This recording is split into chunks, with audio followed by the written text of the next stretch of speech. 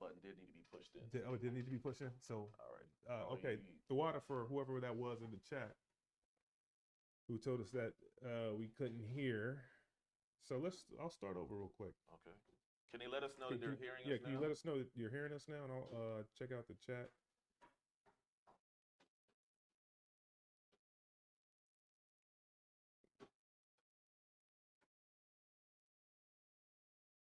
Shalom, shalom. Can you let us know if you can hear us in the live stream now? The water, Josie Israel. Shalom, the water.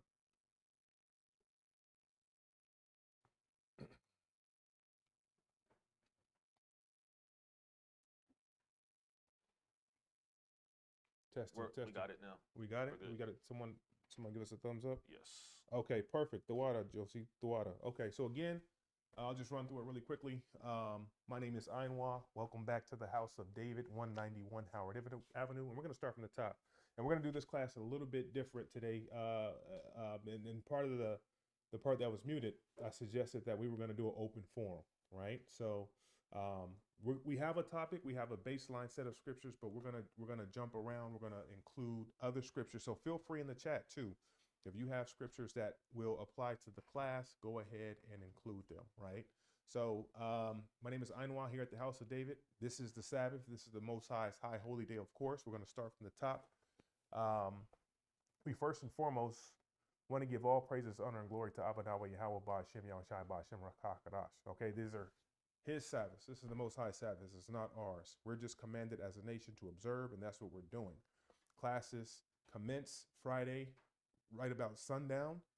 Okay, that's when the Sabbath kicks off, and the classes should start right around that time, and then we commence again on Saturday at 12 noon. We continue on.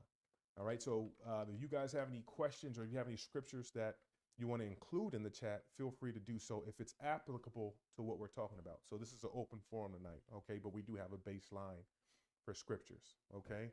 And again, we'll back up, and this is what you didn't hear when we were muted. Double honors to the elders of the House of David, of course, and we give all praises, honor, and glory to the brothers and sisters who are to the Most High, and to the brothers and sisters who are observing or who are en route. Okay, we salute you. Okay, to Wahabiyat Saporium, the other schools, the other camps who are in the highways and hedges, we also salute you. So that's just a quick rundown of what I said when we were muted. All right, and what we're gonna do is we're gonna look at the title of my class, and I ran this down. It's called "All Should Be One People." All right. And what we just showed was what diversity, equity, and inclusion means, because we're hearing a lot about that. The so-called president is talking a lot about diversity, equity, and inclusion. And he's trying to rip that away. He's trying to roll that back, right? And we're going to look at what some of these things mean, because Trump is the #1 president, right? He's the #1 president who has signed the most executive orders in the first day of his presidency. All right, we're going to look at that. And there's some interesting, go ahead. Raise your microphone volume. I'm going to raise your microphone up a little bit. Oh, raise it up? It's being told that basically you turn up the volume. Okay, and you see the volumes on the bottom too? Yeah, I just turned it up. Okay. Testing. We sound better out there? Gary Clark. Gary Clark, shalom, shalom. How we sounding, everybody? We sounding all right out there?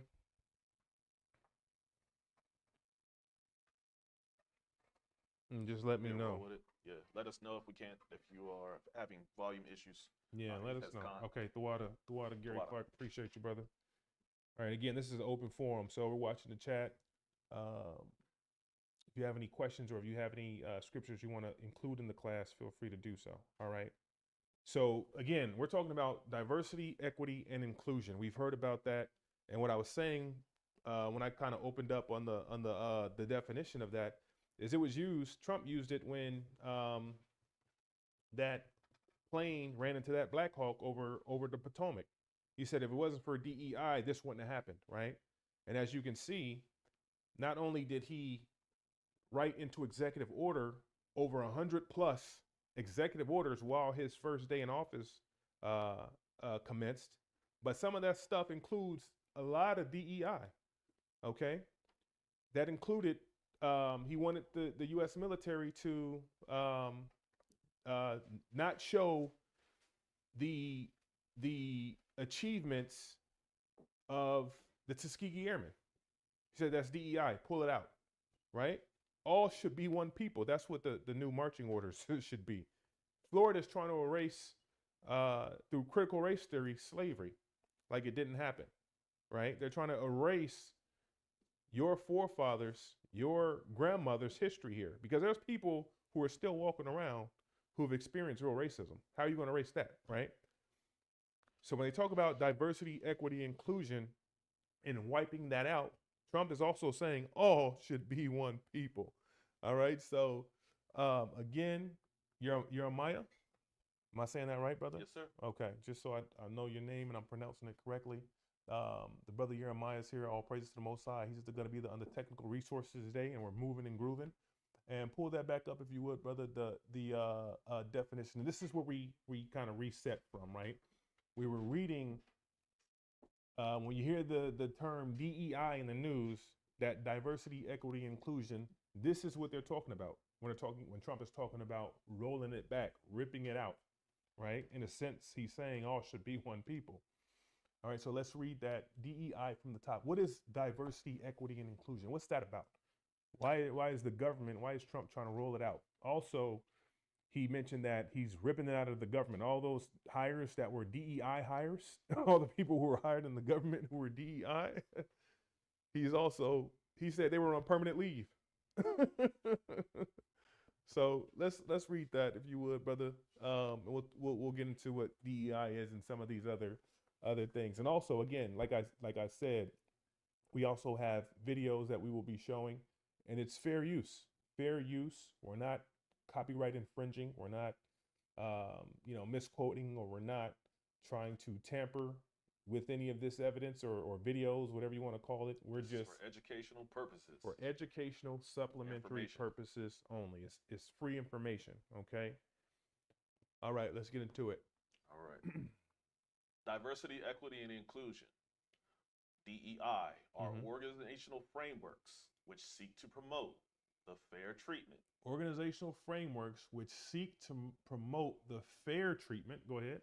And full participation of all people, particularly groups who have historically been underrepresented. Right. So these are for groups that have historically been underrepresented in this country. Okay. Go ahead. Or subject to discrimination. And that's why everybody in this country is so bent out of shape over discrimination. You can't discriminate against this group, that group, right? It's such a hot topic, discrimination and inclusion, right? Go ahead. On the basis of identity. Or disability. Okay, or disability. Go ahead.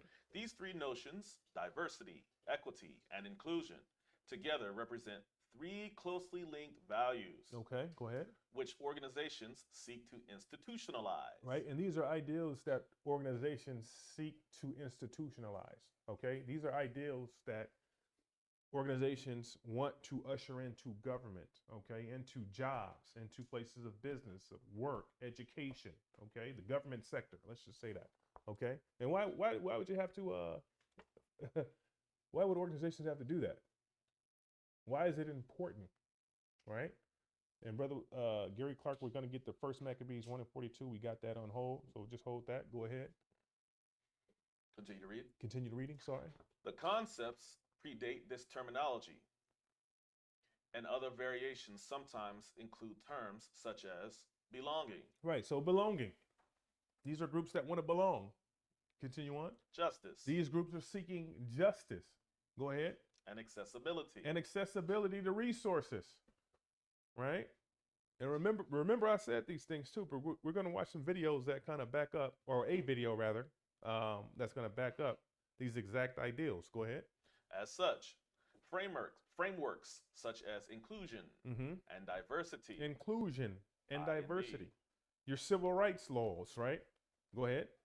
Diversity, equity, and inclusion, and belonging, DEIB, justice, equity, diversity, and inclusion. Right. So these are terms that are tied to people of a minority descent, right, in this country, or minorities, which were actually the majority in this country, right? But they don't control minorities, quote unquote, so-called, don't control any of the wealth, but they're the majority in this country, if it makes sense, in terms of your different minority groups. So we'll just say that, okay?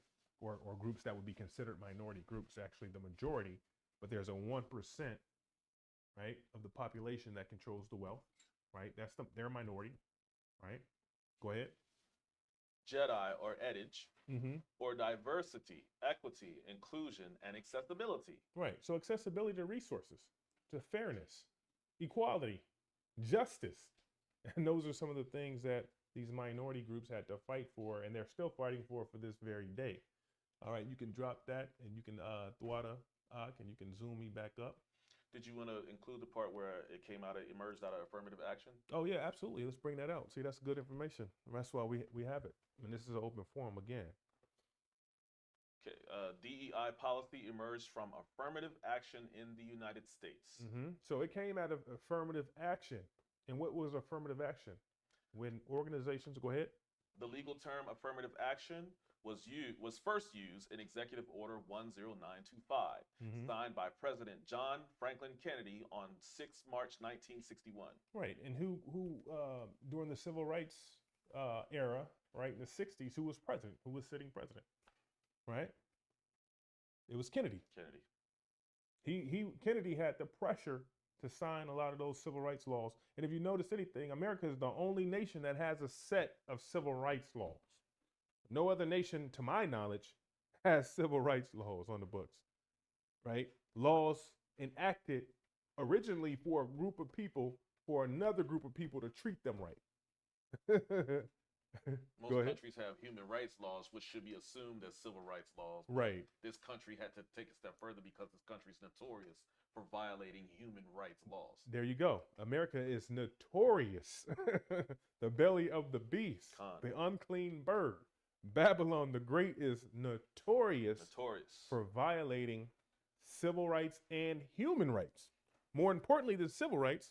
So not only do you have to look at human rights or civil rights, you have to look at human rights in order to be civilly treated decently, right? Go ahead. Which included a provision that government contractors take affirmative action to ensure that applicants are employed and employees are treated fairly during employment, right, without regard to their race, creed, color, or national origin. Right. So this is a set of rules or ideals that had to be put together so people could be treated right. Another group of people or minorities could be treated right on the job, whatever that means, right? And it means so many different, minority means so many different things today, right? But in order for people to be treated right, these things had to be enacted and put into laws. Okay, go ahead. It was used to promote actions that achieve non-discrimination. In September 1965, President Lyndon Johnson issued Executive Order 11246. Right, so now you got Lyndon Johnson on the scene because unfortunately, but fortunately, Kennedy was assassinated, right? So Lyndon B. Johnson goes and does what? Executive Order 11246. Okay. Which required government employers to hire without regard to race. Which you were forced to. Right? Any government entity or professional setting, you were ordered, go ahead. To hire without regard to race, religion, and national origin, and take affirmative action. Affirmative action, go ahead. To ensure that applicants are employed and that employees are treated during employment without regard to their race, color, religion, sex, or national origin. Right, so civil rights walked so DEI could run. Okay? Civil rights walked so diversity, equity, and inclusion could run. All right? If that makes any sense. All right, perfect. Here, Maya, we can drop that and you can blow me back up. And we'll get into the scriptures, okay? Yes, sir. And this is why I titled my class, All Should Be One People, because they're trying to roll that back, okay? They're trying to take that out of your history. They're trying to erase your history so we can all be one people and move forward. and forget about the past. But when you see how they want to rip away your history and your past, but they'll never rip away World War One, World War Two, the Vietnam War, right? They're not going to rip that away. You're supposed to remember 9/11, remember the 4th of July, right? But DEI and the Tuskegee Airmen and all of that, we gotta get that we gotta wipe that away from history. And I'm glad the Air Force, they actually said, no, we're not taking that out, right? And if you know anything about the Tuskegee Airmen, they went from being discriminated against, nobody wanted them to fly. They were questioned if they could fly, were they competent to fly. They went from that to having the opportunity to escort bombers in World War II, and they didn't lose one. The Tuskegee Airmen, when those bombers, and we'll show a picture of the brothers, the Tuskegee Airmen, when they went on flight missions, right? And one thing about those bombing raids and those bombing missions over Europe, they was getting tore up. You watch any of those historic World War II movies that they love so much here, they were getting shot out the sky. It was most of those bomber missions back in World War II were one-way missions. And a lot of those guys knew that. Because the bombers, though they were many, right, and when they were bombing over Europe first before they started the ground campaign, they already had other planes out there shooting those bombers down, just picking them off, right? And then they had to have escorts, right? And you can see here, is that blown up there? Can you see that? I'm gonna get you a blown up photo. Okay. Yeah, so we're looking for a good photo, some good B-roll of the Tuskegee Airmen, right? Who were first questioned if they could fly, if they could do the job, right? They didn't care about DEI, right? They went from that to escorting those B-2 bombers, right? Those B-2 bombers, and they didn't lose one. The other flight regiments, they lost a lot on their watch. They lost a lot of those planes, but they were historically also known that they didn't lose on a Tuskegee Airmen's watch. They did not lose one bomber. So they went from that to being requested as an escort. Okay, well, no, we're not going to go bomb. We're not going on this mission unless we got the Tuskegee. We got the Red Tails. They would call them the Red Tails. Well, who's escorting us? Oh, the Red Tail. Okay, yeah, that sounds good. But well, can we get the Red Tails? Because those guys they've been watching, and the Red Tails were a so-called Negro regiment. All right, and they didn't lose one bomber. And I forget the name of that president. I think it wasn't Eisenhower, but it was General Patton. And General Patton, and one thing I'll say this first: my mom's husband, her remarried husband, who's still alive today. He's 93 or 94. He was in World War II, and he tells me all these stories. He seen and met Patton. He was there, so he can recall it perfectly, right? Just in terms of how he explains what was going on and the times over in the Pacific. And one thing he said was General Patton, he knew, and he said he can take a Negro. If he get a Negro army and a Negro regiment, he can go rule the world. He said that. He said I can take the Negro man and I can go rule the world, because they were that good tactically at fighting, right? Being soldiers, right? Israel. He said I can take Israel and go around the world if I wanted to. I can conquer the world with Israel, and he knew that. General Patton. All right. So we'll go to the scriptures now. Do we show a picture of the Tuskegee? We did. There's also too the Navajo code languages that was used by Native American Israelite brethren. So during World War II, the United States Marine Corps used the Navajo language as an unbreakable code. Wow. Navajo code talkers enabled the Marine Corps to coordinate massive operations without revealing any information to the enemy. Wow. So even if the enemy did pick up this frequency, right, they couldn't decode it because they were using Israelite language, right? And Navajo is close to the Hebrew. Okay. Yes. Very close language to the Hebrew. Okay. Yes. Gad's language. It's the backbone. It's a basis. It's an offshoot of the Hebrew. Okay. And we know this. And even Gary Clark, even Edom knows that, right? Even Edom knows that. All right. So let's get into the scriptures here. All right. And we'll dive right into it. Shalom, Ben. Shalom. Shalom. All right. So let's read that. Let's read First Maccabees 1:16. Yes, sir. The book of Maccabees, chapter 1, verse 16. Mm-hmm. Now, when the kingdom was established before Antiochus, he thought to reign over Egypt, that he might have the dominion of 2 realms. Right. So now this is Antiochus. He basically had the mind enough, right? He wanted to reign over 2 realms. Okay, Egypt, Jerusalem, right, and establish his kingdom because he was the king. Read on.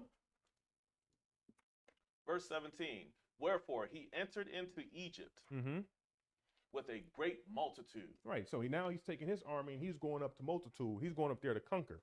Right. Go ahead. With chariots and elephants and horsemen. Right. And those elephants came from Syria. Right. That's how they conquered Syria. They had all the wild animals, all the elephants. Right. And they used them. And if you watch that movie where Alexander the Greek, when they conquered India, Syria. We got an audio?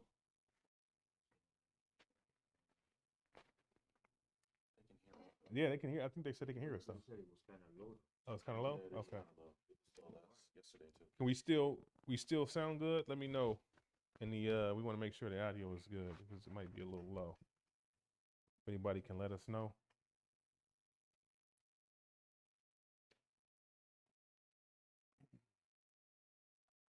Testing. How do we sound, everybody, in the chat? We sound all right?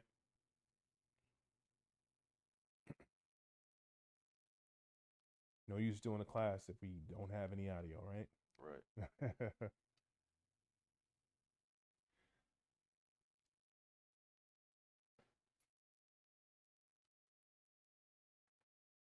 So while we're checking on that, it says in a great navy. So he had the land and the sea. Right. Covered.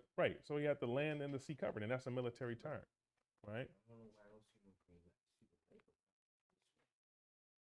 Can you all let us know if you're hearing? Okay, so Gary Clark says the sound is good. Okay. Yes. All right. Okay. Sounds good. The water. Yeah. Okay. Yeah. So usually we see the lights on there. So the blue light, right? The blue light on there. But like Okay. this box right here, I see on this one, but not in this one. Oh, that's why we sound low. Okay, so it's that mic. I see nothing in this one. Okay, because my mic, I can see my mic jumping. My mic is fine. Is it both of them plugged up there too? Both of the mics? Okay. Yeah. Okay, we'll continue on. The Yeah, it sound sounds is good. So Yeah, and I think I see what you're saying, Ben, because I don't see that other side's not jumping, so it might be that mic.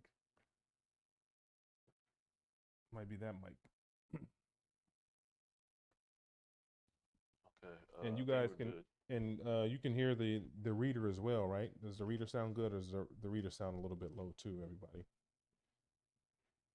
Because we see where one of the mics, we may have some technical difficulties with the mics.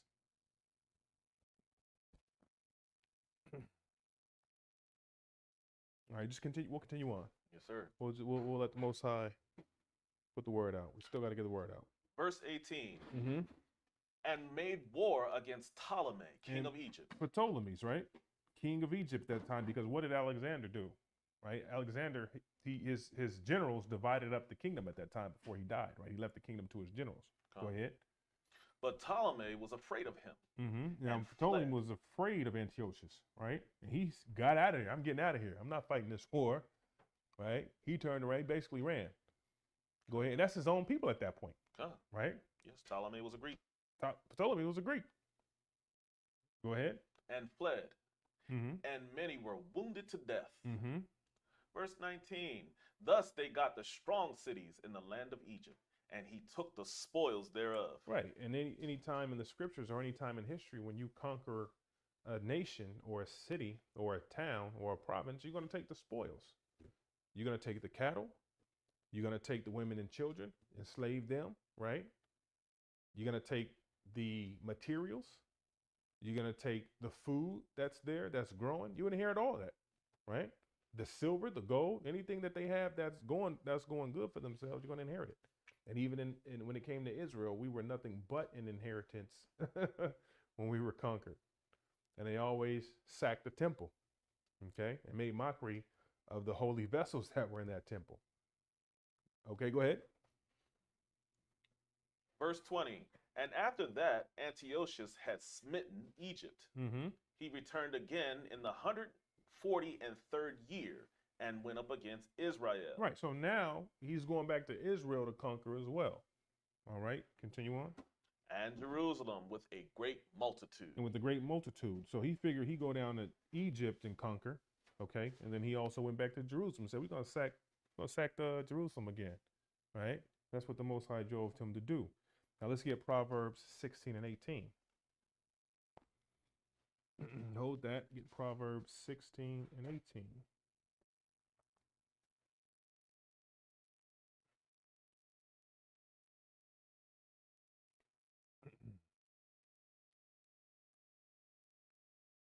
The book of Proverbs, chapter 16 and verse 18. Mm-hmm. Pride goeth before destruction. And this is an old, faithful, and true scripture. Pride goeth before destruction. So when he conquered Egypt, he did it pridefully. And he already had it in his mind. I'm going to Jerusalem and I'm conquering up there. Pride goeth before destruction. And he did it pridefully.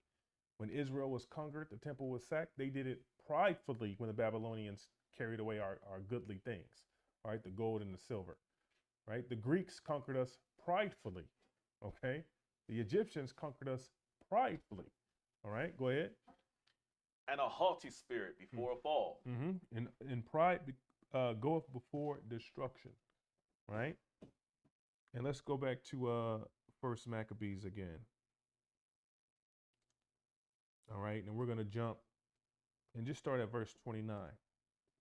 Okay, because like I said, Trump, he signed over 100 executive orders the first day, 100 plus. When he got back in the seat, he put in. But that shows you that was all planned and ready. Right, he was ready. You're going to have all those things. It take most times like 10, 20 pages long. Right, yeah, exactly.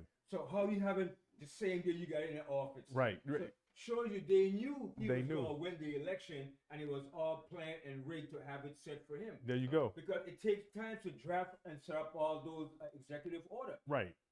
Almost 200. Right. Or maybe he said, somebody could argue, hey, well, maybe he had it on standby just in case he didn't win. But they knew he They was knew. going to win. Come. That was all planned. He was selected. He was selected. He knew that. Ain't no way he going to have those things already in place. God. And you couldn't have it when he was there from the last, when he was there before. Right. Because it's newly set. It's newly, right. Everything listed up, aviation, Yes. DEI, everything. Yep. Everything. So Everything. Shows you, but see, they do that to manipulate the minds of people who are stupid. Showing you it was all planned and rigged, man. Right, that's it. It was all planned and rigged. It was set up for him to win. Ain't no way you gonna have those things ready. Oh, here's it. Oh, and he's explaining each one. He probably that had. He has to sign. He probably stacked this high of, Yeah, of executive orders. And this one is to control the DEI practices hiring. Right. And he's saying, like, wait a minute. Yeah. Come on. Yeah. They sucker the American people to death, man. To death. And the American people are beat to sleep. Socially you know? engineered, man. And they show him, when they show him signing the declarations, it's like a little, a nice little folder. Mm-hmm. He signs it and he gives it back. But the paperwork has got to be, to one of them, right? So that goes to show you, presidents are selected, right? And they knew that he was going to be back in power, and there's nothing you could have did about it. You couldn't. Your vote doesn't count, right? The executive orders are Project 2025. There you go. The executive orders are Project 2025. So if you look here, on January 23rd, 2018, Trump embraced the Heritage Foundation. It says 1 year after taking office, during the first Trump administration, President Trump and his administration have embraced nearly 2/3 of the policy recommendations from the Heritage Foundation. So what they did not get to institute back then, they're going to continue it now. They're going to give it back now. And then if you look here, so remember he tried to distance himself before the election, right? It says right here, the Heritage Foundation responds to the wrongful conviction. So even though he got convicted, the Heritage Foundation still backed him up. Right. They're the ones that picked him. Right. There you go. And the Project 2025 is not just a Republican policy. Mhm. It's America in general policy Right. coming by the ruling elites. Because the Right. Democrats would have had to include it eventually, Right. but they would have done it in a, what you call in a passive way. Right, But the exactly. Republicans bring it to you straight in Straight. the face, whether you like it, accept it or not. Right. So They just gonna roll it out. Going to embrace it eventually. It's called gradualism. Right. There you go. There you go. And like you said, the Republicans, they just gonna roll it out straight, no chaser, nothing you can do. And that's what the people wanted. And that's what they're getting right now. Right? They didn't want the gradualism may have taken a little bit longer or a little too long for their agenda. Right. So why not just roll it out? Right. Go ahead, you got something? A dirty bird has two wings, Yes. a right one and a left one. There you a go. Republican one and a Democrat wing. There you go. The Democratic Party was already instituting this. Mhm. This Republican Party came along and continued on with the whole entire agenda. They enforced it. Right. The whole agenda was to cut us off from being a nation. Right. That was the whole agenda. Right. And historically, your Democratic Party, they were the anti Civil rights and Ci- independent right. rights movement. they were the original hatred party, if you want to call them that. Right. So now it's flip flop. Yeah. Right. So they never change their ideas. They just do it differently. Right. It's the same bird, the same wing. Right. Right. So And that bird is going to fly as straight as it can for as long as it can. Right. Right. They had to fulfill Revelation, the 13th chapter, 11th verse. Right. So two horns coming up Mm-hmm. like a lamb, and the end is going to speak like a Gonna- dragon. They're right. going to show their true nature as to who they are. Right. The devils. There you go. The children That's of it. Satan. That's it. And they're trying to speed it along right now with erasing your history in this country, right? And that's what part of that. What is it? The DEI. That's why why would you come back and you got to rip that out, right? Because all should be one people. Okay. Now let's start. Let's jump back into the scriptures here. We'll go. Where we at? Verse 29. You know, there was another plane crash again. Oh yeah, another one. Philadelphia, yeah. Really? Yeah, I another one. haven't seen this Wow. one. Yeah. So I guess they're going to blame DEI again. Yeah. Oh man, Trump is something else. So Gary Clark says that Trump took one for the team. Trump took one for the team. Mm-hmm. Oh yeah, he's taking all of them for the team because he's not afraid to take them for the team. Right. All right, let's go to First Maccabees. Where we at? Maccabees or Proverbs? No, jump to Maccabees. Go Yeah, back to Proverbs. I just wanted that one precept. Well, let's jump back into First Maccabees. Verse 29. Yeah, jump to 29. We read 21. Let's jump to 29. I just wanted to touch on that pride goeth before destruction. And that's what we have now.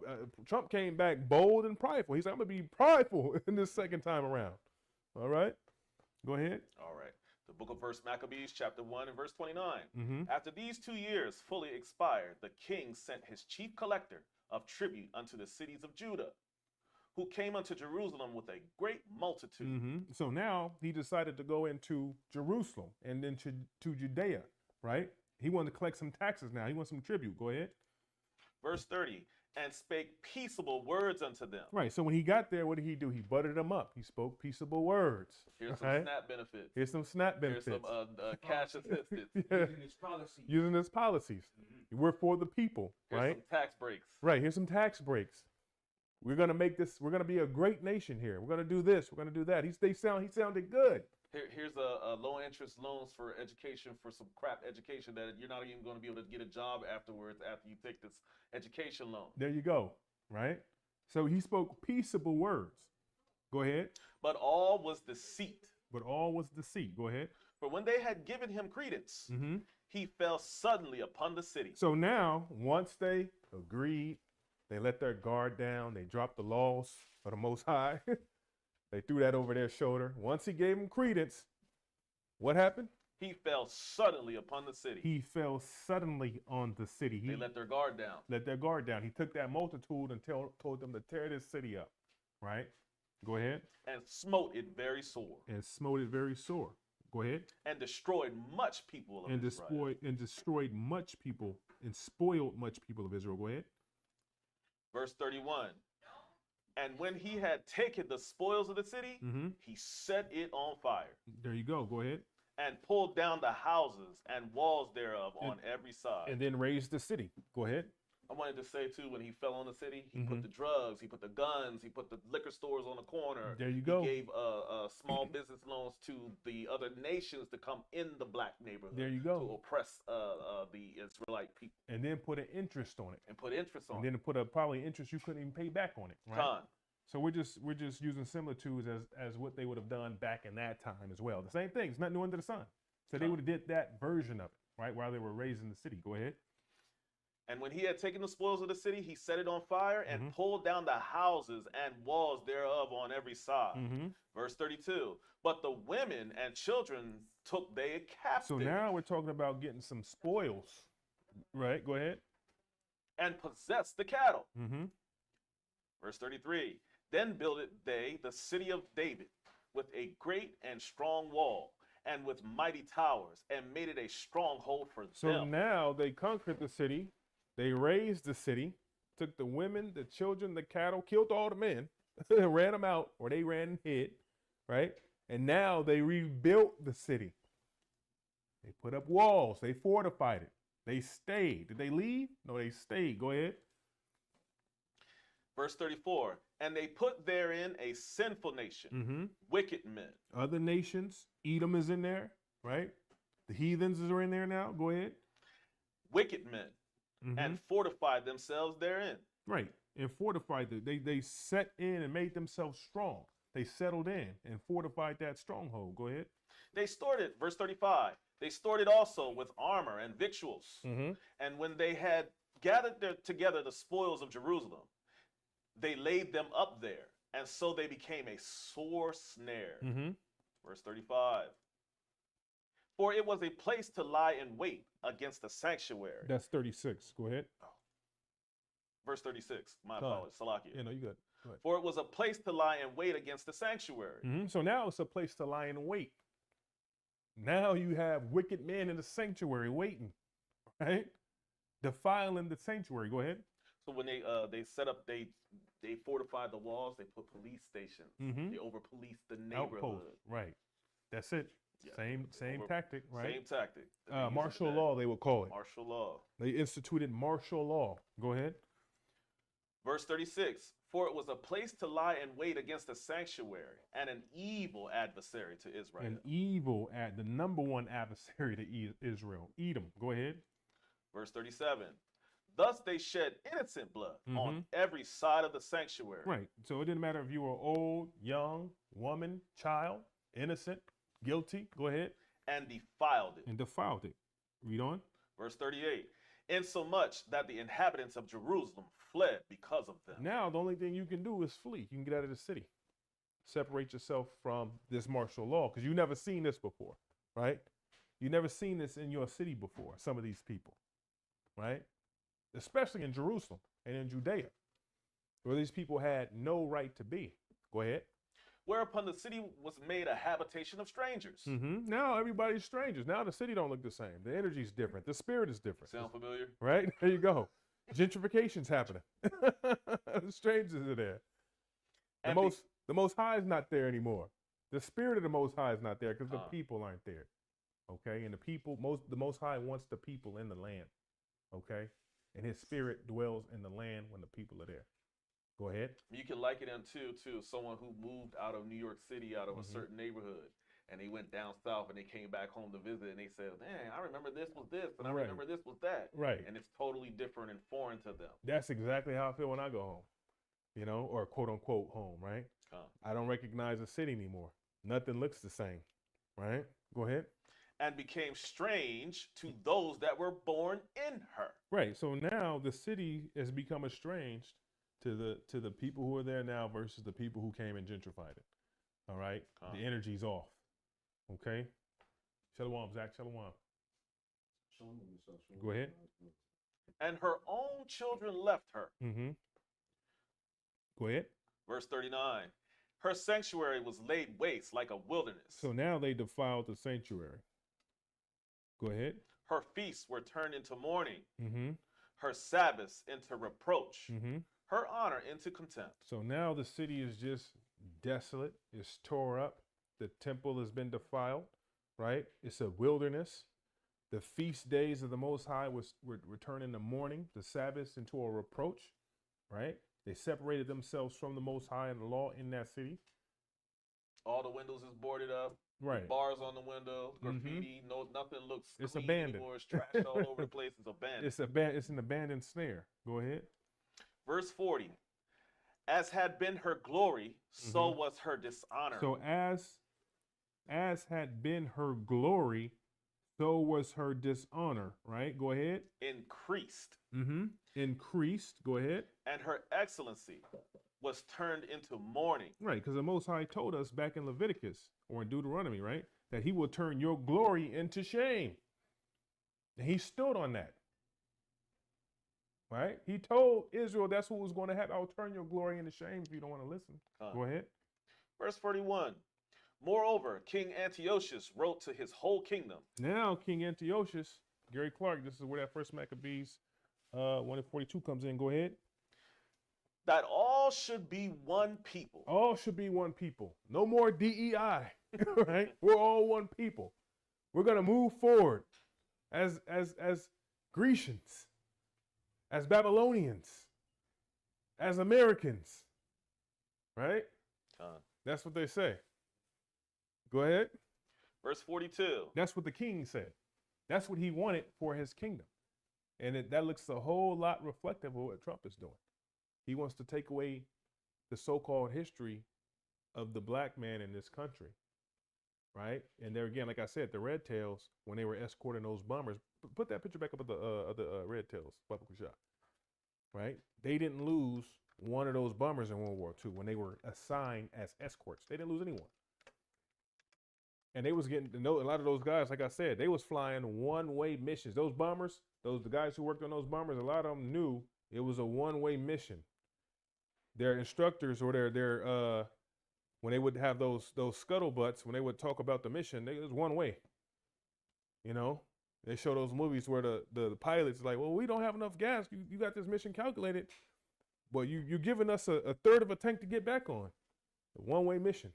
Wow. You know what you signed up for, right? So they knew those things, right? And again, when the Red Tails, when they finally instituted diversity, equity, and inclusion, right? In this sense, when they let the Red Tails go up there and fly to prove themselves, they didn't lose one bomber. They became a requested escort, and this is what the planes look like. I think those are I don't want to say P-52s, Mustangs, they call them, I think. P-51s. P-51s, yeah, P-51 Mustangs, yeah. That's what the Red Tails. That's what they they were distinguished themselves. They said we're gonna paint the tails red. So when the bombers were like, who are the Red Tail? What are the Red Tail? What's that? What's going on? They thought they were Edomites at first. Yeah, but you have to be, but you can't be psychologically inferior. You have to be psychologically superior. Right. To Trump. So if we were not psychologically superior, we couldn't have been doing that. We could have been doing that. And then on top of that, better than the white right? pilots. They didn't lose one. They didn't lose one bomber when they escorted. So how are these men inferior, right? Under DEI, but then they became the requested group. Let me move this over here. Then they became the requested escort to fly the so-called elites, right? It doesn't make any sense. It became the best. It became the best. So much so to where Trump said, you know, you got to stop showing those videos at the Air Force Academy or whatever. He said, you got to stop showing those videos of Red Tails. You got to roll back. That's taking out the DEI, right? You got to roll back the DEI. You got to take it out. But the Air Force said, no, we showing these videos because it's not only is a part of our history, they also made history. All right. So that's one good thing, I guess, that happens with the Air Force is, you know, they're standing on the history of the Red Tails and diversity, equity, and inclusion in the so-called military. Okay? Yes, perfect. Sir. And then we'll continue on in the scriptures here. The book of Maccabees, 1 Maccabees chapter 1 and verse 42. Mm-hmm. And everyone shall leave his laws. Right. So everyone in this kingdom, this is Antiochus, everybody in this kingdom, from Egypt to Syria to Jerusalem now, whatever you was doing, you got to leave that. Leave your laws. Right? We are one people. We're a great nation. Go ahead. So all the heathen agreed. So of course the heathen's going to agree, right? Of course, they don't have any law, statutes, or commandments to contend with and or to uphold or adhere to. So they're on board. Yeah, we can do that. We just want to thrive. We just want to be good citizens. We just want to thrive here. Okay, go ahead. According to the commandment of the king. According to the commandment of the king. Go ahead. The executive orders. They're the king's executive orders. They hands down fell right in the line, right, with the executive orders. Go ahead. Verse 43.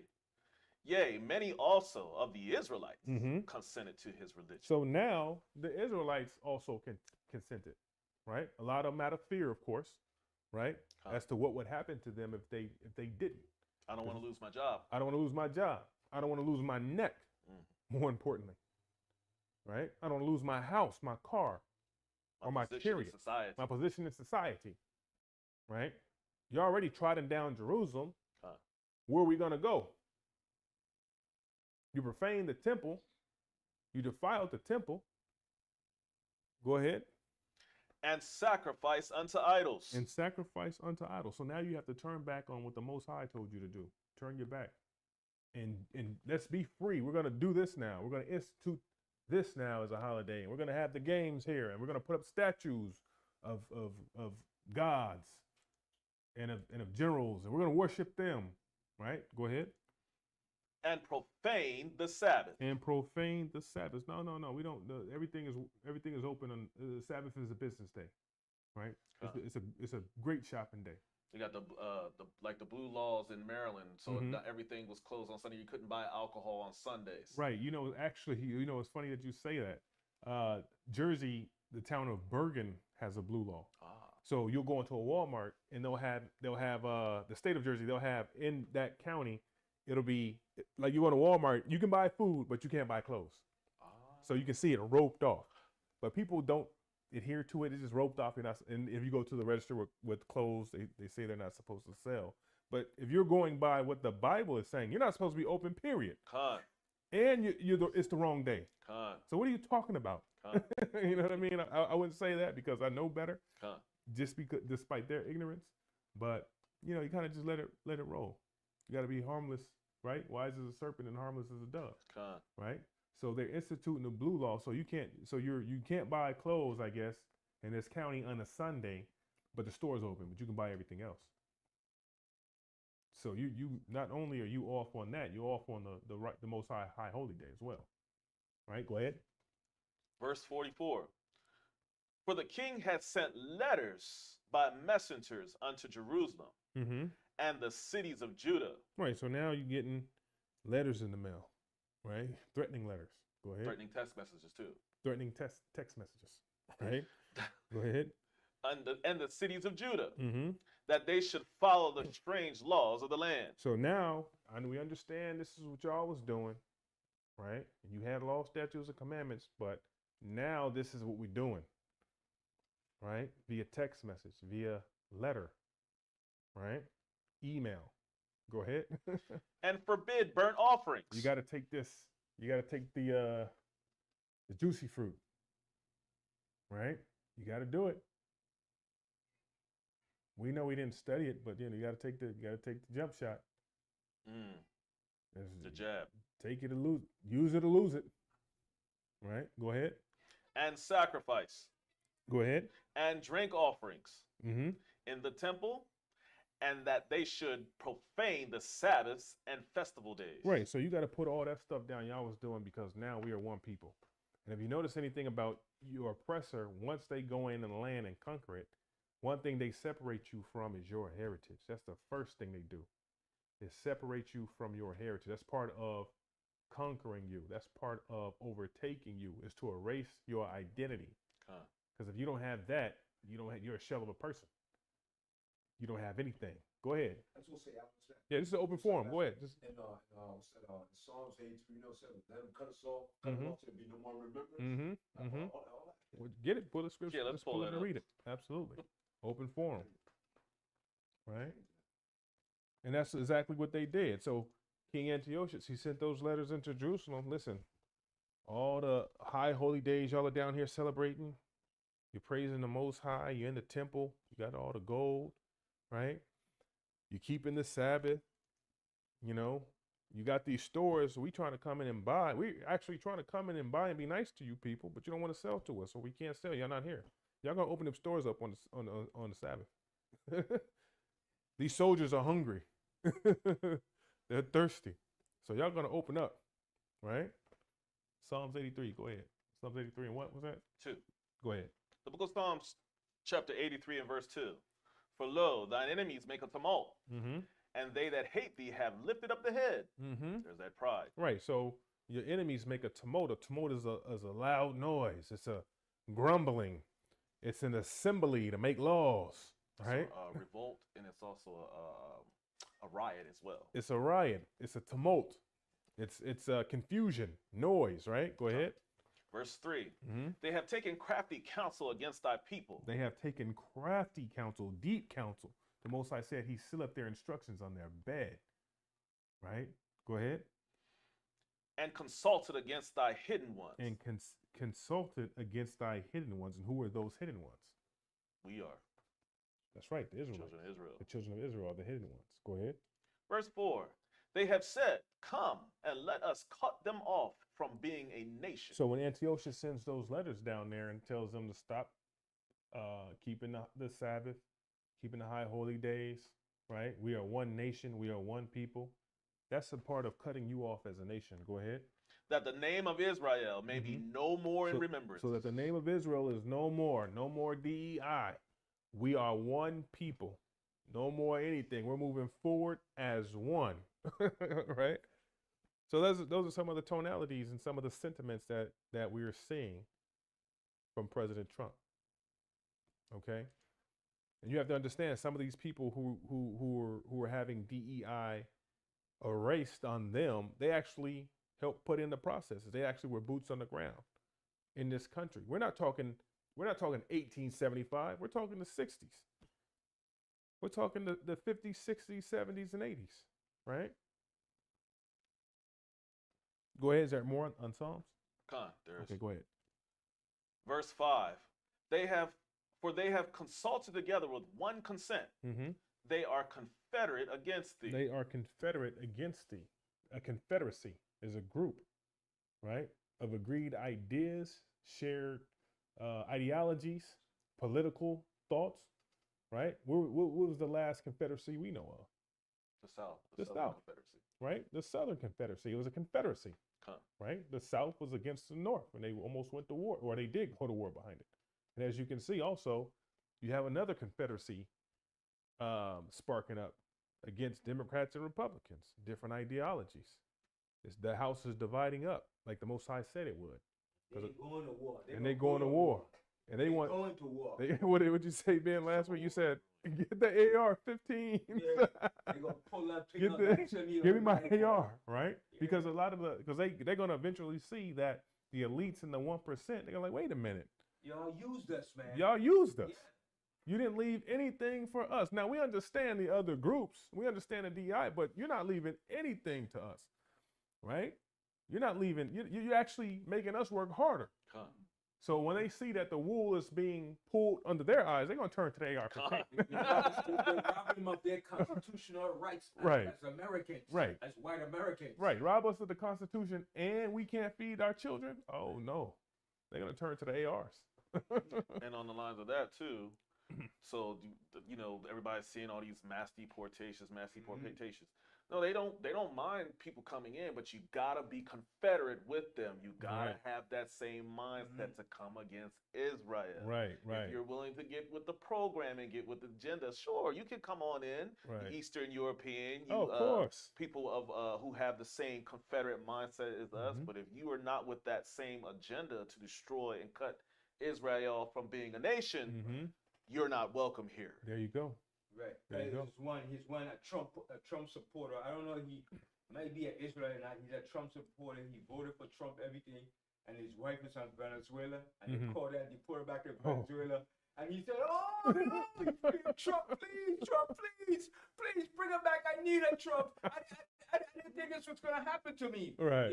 Yeah. A lot supporter, and he deported her behind to Venezuela, man. Yeah, and a lot of them. And also, too, in the Northern Kingdom, a lot of them voted strongly for Trump. And they're seeing some of their family deported, right? So they're experiencing the same thing. What my grandma used to say: the same thing that made you smile will also make you cry, right? So that's what's happening even amongst their own people, and that's why the house is divided. Go The ahead. Most High is also separating the wheat from the tares. There you go. He's also revealing which of them were Israel and which of them were not Israel in the first place. All at the same time. And that's happening at the same time. The Most High is the ultimate chess player, okay? The grand master, the grand wizard chess player, as they call him, right? This is the Most High is doing, right? Because the Most High is going to judge this proud nation. And if you know anything, too, speaking about the Confederacy, a lot of the I don't know if they're far right or I think they're far right. They're an offshoot of the Republicans, but you'll see they have a black flag now, right? They'll have a black flag. They don't fly their American flag no more. I don't know if they're militia groups, but they want to go to war. They like, this is going to be a third world war because they're losing resources. They're losing the country, right? So they're going to, and they're not getting their piece of the pie. So they're going to turn to the AR-15. Go ahead. I'm gonna say the same what you just said. I saw on my phone, you probably saw it too. On the phone. I saw on my phone that Trump, he had stated that America's on the brink for World War III. Oh yeah. That's what Trump said. Because remember, he's also trying to stop that war. He said he was going to try to stop Russia. He's going to stop Russia. He's going to stop Ukraine, China, right? But they're not stopping. No. They're too far along, and they have their own agenda that's already in place. They're not going to just stop. Oh, well, President Trump is here. They'll probably play along to get along for a while. But China's still going to go into Taiwan at some point. Right. They said they have a target date where they're going into Taiwan, and that's just the end of the story. They got a target date. Okay. Let's jump back to Maccabees. The book of 1 Maccabees, chapter 1 and verse 46. And pollute the sanctuary and holy people. Right, and pollute the sanctuary and the holy people. Tearing down that heritage, right? So that all comes when you conquer. You take spoil of a nation, you tear them down, and you become one people, right? Go ahead. Verse 47. Set up altars and groves and chapels of idols. Right. So now we're going to do our thing. We're going to set up idols. We're going to set up groves. We're going to set up chapels. Okay. Idols. And we're going to do sacrifices. Read on. And sacrifice swine's flesh. And sacrifice. That's such a slap in the face. They know these people don't eat swine. They know that. Right. That's an ultimate backhanded action. Right. We're going to sacrifice swine's flesh. Right. That's how proud they are. Go ahead. And unclean beasts. Right, and all manner of unclean beasts. They're going to do what they want to do. Okay? Read on. Verse 48. That they should also leave their children uncircumcised. Right, so now we're not going to no circumcision, none of that. We're going to throw that out the window. So why were they so concerned about their laws? Why were they so concerned about how they were doing things? Because they knew who these people were. Right? So if the Most High's laws had nothing to do with you and you didn't know anything about it, why would you know it so fervently? Why would you do what's contrary to the Most High? Contrarians. Go ahead. I want to say too, for those of you out there who have children or plan to start families, get ready to pay some extra money to have your son circumcised because they're gonna cut that out of the budget. They'll let you go ahead and have the baby. Right. But you're gonna have to pay extra to have the little boy circumcised. Wow! And insurance might say, "Oh, well, we can't cover that. Cover that anymore. That's a cosmetic. That's a cosmetic surgery." And what day is he supposed to be circumcised? The eighth day. The eighth day, right? See, but that's why we have classes with that in the martial art, Yasha Allah, training bros how to circumcise their sons. So, guys, we know this was gonna happen. Bros got participate in the classes. We got bros that does the circumcision too. All right, so get ready, man, because it's only boiling down for us to unite and strengthen ourselves as a people, because the beast is gonna lay the hammer down, man. Right, and we see that, and imagine that. Like Ben was saying, like we're going back to our own customs and our own ways by force, okay? And it's gonna be uncomfortable, but like the brother was saying, so now the medical world, when you have that child, usually all that's in the budget, right? And if you know anything about a medical procedure, it's not cheap. You know what I mean? Any medical procedure is not cheap if you're paying out of pocket. Okay, so now circumcision, they might charge you $3,000-$4,000 for that. You know, And who's going to? Well, insurance. Well, insurance. We can't cover that. That's a cosmetic practice now, right? They might pull that. Not a bull crap. Another ripoff, right? Insurance is a ripoff altogether. So Huh. imagine that. And like he said, the Mashra Yasharala teaches classes on those types of things in terms of circumcision, in terms of our customs, right? Because it's in our laws to do so, right? So we'll have to learn that stuff all over again. We have to practice it, right, to be in accordance. And we can't always. And that goes to show you're not going to be dependent on this society and system forever, for your sustenance and to sustain yourself. And that's being slowly ripped from under you. Okay, go ahead. And make their souls abominable. And make their souls abominable to the Most High.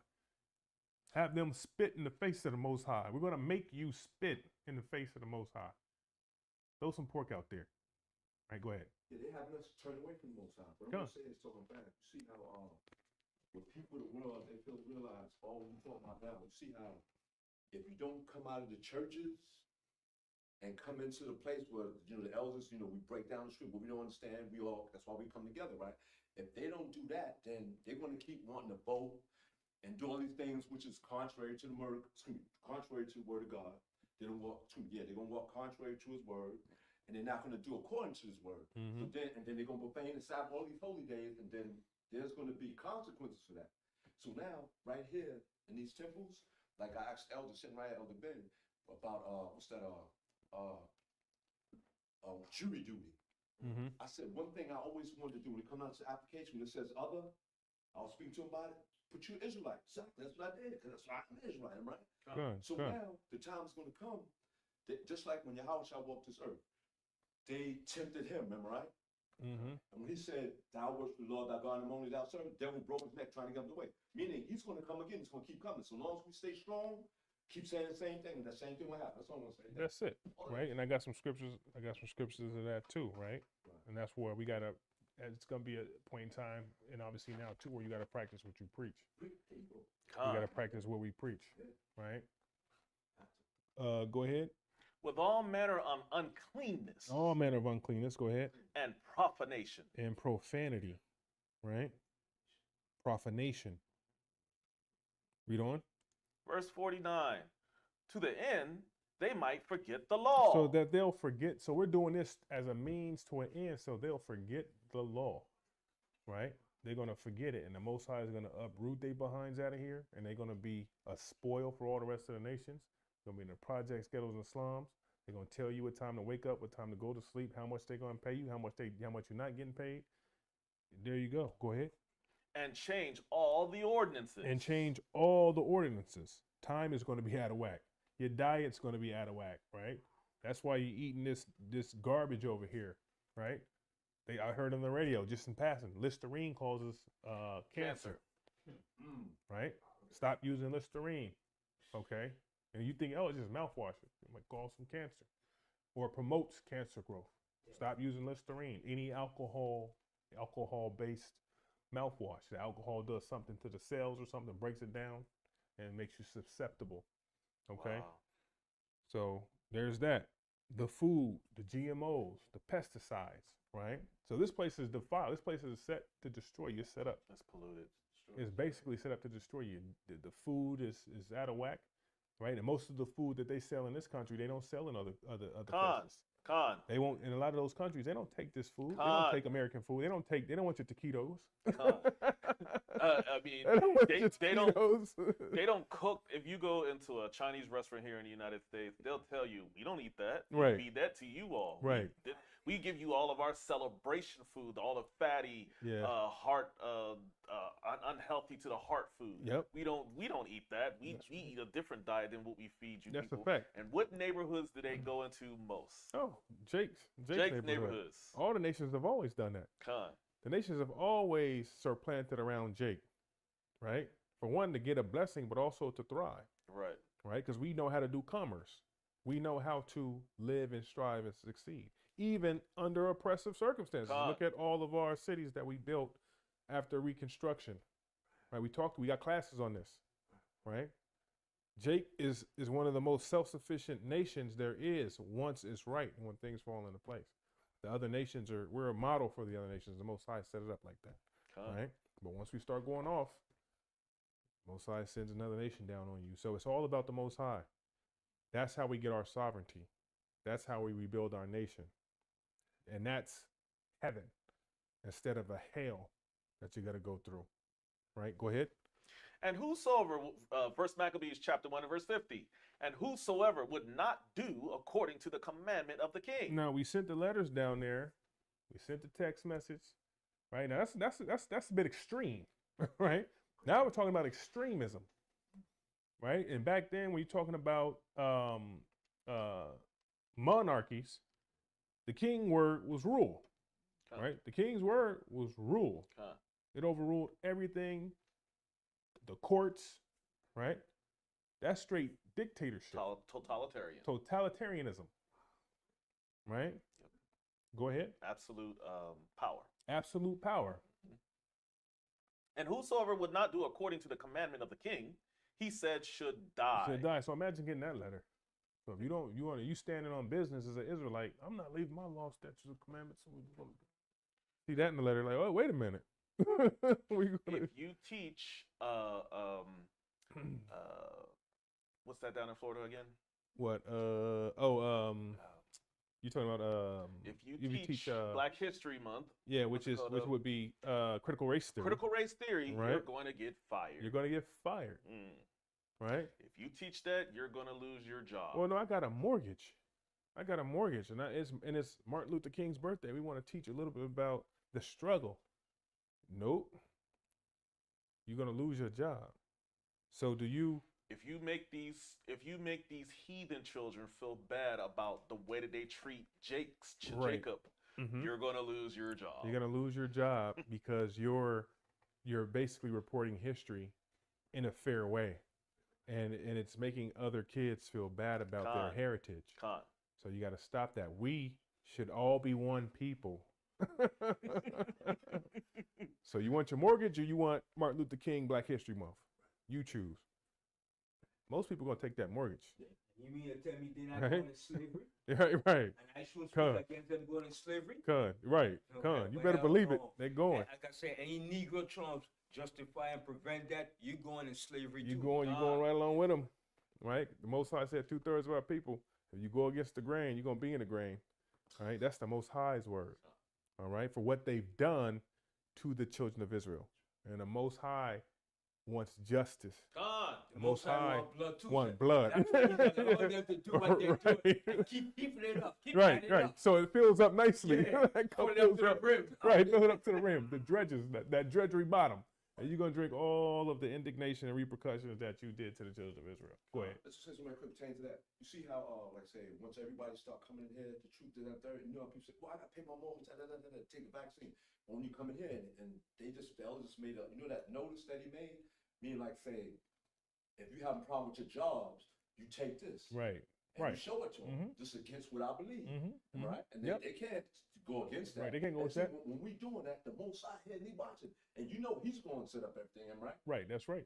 That's absolutely right. And I used it too. Go against it right now. Right. Well, hey. But anybody that does not do according to the commandment of the king, the president, the prime minister, first should die. Right. Which is also, that's a part of the bargain too. As harsh as it may seem, that's a part of it. Like I said, when that letter comes in the mail, that's when the gold will be purified, right? So this is why we rehearse the righteous acts to the best of our ability. And at that point in time, this place is going to be in hell and high water anyway. There's nothing but guns in the streets in America anyway. That's it. That's all you're going to have, right? Lawlessness. Wild, wild west. That's right. From there, actually, let's go to my, while we're talking, let's go to those executive orders. We've been talking about executive orders, okay? Orders, you said? Yeah, executive orders. So we know here at the House of David that presidents are selected, not elected, okay? So if you're going out there and you're voting for one, you're going against the Most High. You're sinning if you're going out there trying to cast your vote, right? You're going down to Egypt. You're not seeking the Most High. You're gathering. The Most High said, you should gather together, but not by me, right? You're going against the grain, okay? You're a contrarian. So let's take a look at some of these executive orders. And we know that, And I was sitting down this week. I was like, okay, well, let me see what he actually, what kind of executive orders did he put in? Because he put in over 100 plus that he had on standby. Who sits down the first day and is just ready to go? So he had to be prepared already, like we discussed earlier. All right, so let's take a look at some of these executive orders. And this is coming straight from the White House's website. This is not a conspiracy site that we're pulling our data off of. This is straight from, what is that? The whitehouse.gov. The presidential actions. Okay, so we'll just go from top to bottom just to give you a little outline of some of the, and we'll read some. Okay, so executive order, and they'll give you the date. They'll give you the executive order, and they'll give you the date that it was signed. Okay, or put into action. Okay, immediate assessment of aviation and safety. And in response to the plane crash, okay, the helicopter. There you go. Right. So and that was January 30th. So that's the latest and new one. Okay. Additional measures to combat anti-Semitism. Well, it's actually Shemitism. Right. It would be Shemitism if anything. Right. Not Sim, but Shem. So we know that those aren't the people. Right. And we know why they're doing that. Okay. Let's see, expanding migrant operations centers at naval stations, Guantanamo Bay to full capacity. All right, so bigger jail, bigger prison, bigger holding cage. And here is the one that was quiet that I had no idea. I looked at this one. I had to send it to the group chat yesterday. Click on that one. Celebrating America's 250th birthday. 2026 is right 2026. The end of their king empire. The end of the empire. Okay. Now, this struck me. And one thing that I know about Trump, and I've seen pattern-wise, the Most High has a way of making him commemorate some key points. NHR 1242, I believe it was. He commemorated our 400, the so-called African Americans' contribution to America on the 400th day or the 400th year that we were in America. I said, wow, the Most High is really working with Trump, right? And now we have, and Ben has an excellent class on the time frame or the history of time frame that empires last. So this struck me. Okay. This is the Edom's hourglass is running out. There's a few of them. Yeah. Edom's hourglass is running out, and was that it? The class where you went through the you said how long the kingdoms were lasting? I think 250. Me and Mike, I did that class. Yeah. Okay. Yeah, but I did it recently again too. Yeah, you did it again. That was a good class, right? Just in terms of how long the empires had a run. Okay, 250 years, 255, but the average 250 life of mark empire is 250. 250 years. Yes. Right. So let's read a little bit of this. Okay, just from the section 1. We're not going to go too deep into it, but I noticed one thing. They're going to do he said July 4th. They said they're going to do a big party. They're going to do they want a big party July 4th, 2026. Yeah. Go ahead. Go ahead and read. Yeah. Please. Go ahead. All right. By the authority vested in me as President of the Constitution and of the laws of the United States of America, and in anticipation of the 250th anniversary of American independence on July 4th, 2026, it is hereby ordered. It is the policy of the United States and purpose of this order to provide a grand celebration. So they want a grand celebration. This is going to be different than New York and so maybe New York's gonna do something grand as well. They're gonna celebrate. Going out in big style. They're going out in style. They're going out with a big bang. Go ahead. A grand celebration worthy of the momentous occasion of the 250th anniversary of American independence. So they're going to show it proud. 250 years proudly. Go ahead. On July 4th, 2026. It is also the purpose of this order to take other actions to honor the history of our great nation. So take out DEI, but honor this great nation. Go ahead. Section 2, you can read a little bit of that. Go ahead. Okay. A or B, or keep this all. Yeah, just A. Just go A and a little bit of B. There is hereby, Section A, there is hereby established the White House Task Force on celebrating America's 250th birthday. So they're putting together a task force on this, okay? Also known as... go ahead. No, go ahead. Also known as Task Force 250.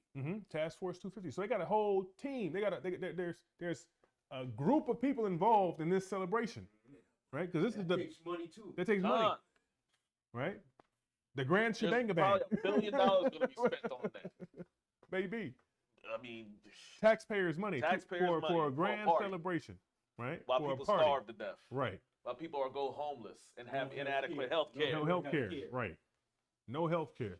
But we Wicked. want to have a grand, or we're gonna throw some money over to Ukraine, some aid, right? Keep fueling these Or wars. to fake, you know what? Yeah, Throw some money over there to little America. there you go. There you go. Right? The so-called Israelis, or no, the Israelis. The Israelis. Okay. Let's invite all of the dignitaries who are Mhm. confederate with us Mhm. to this grand party. There you go. Read on. The president shall be the chair of the task force. Right, so 250. He's a chair. He's a chair. He's a arrogant. top. Oh man, go ahead.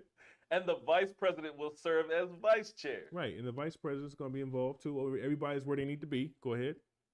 The chair shall appoint an executive director. Okay, we got directors. We got the chair. We got the vice chair. We got the directors. We got go ahead. Who shall administer and execute the day-to-day operation Mm-hmm. of Task Force 250. Mm-hmm. Sound like the Emperor in Star Wars executing Order 66. Order 66. Yeah, execute. Was that Darth Vader? Lord Sidious. No, Lord Sidious. Lord Oh, that's Sidious. right. That's right. Lord Sidious. Sidious. Execute Order 66. Mhm. Task Force 250. The Task Force day-to-day 250. operations of Task Force 250. Right. Go ahead. Who shall report through the assistant to the president for domestic policy. Right, and that's enough on that. So they're going to do something grand for their 250 years. All praise to the Most High. Then it has to be splendid, Mm-hmm. where it's a white establishment. Right, It had to be a white supremacy. right. It couldn't have Elitist. been a half black woman involved in it. It had to go back to the good old age of white supremacy Right. when they established the founding fathers. Mm-hmm. So that's exactly. why it was set up for him to be that person in office. Right, and He all was the selected specifically for that. right, and all the elites are going to be there. It's going to be an elitist event, Yeah. right? Just like they've been up to the White House now. You got Gates up there. I mean, You got- Trump had to be the face of white supremacy. Yeah, He yeah. had to He be has the to, face. he yeah. has to.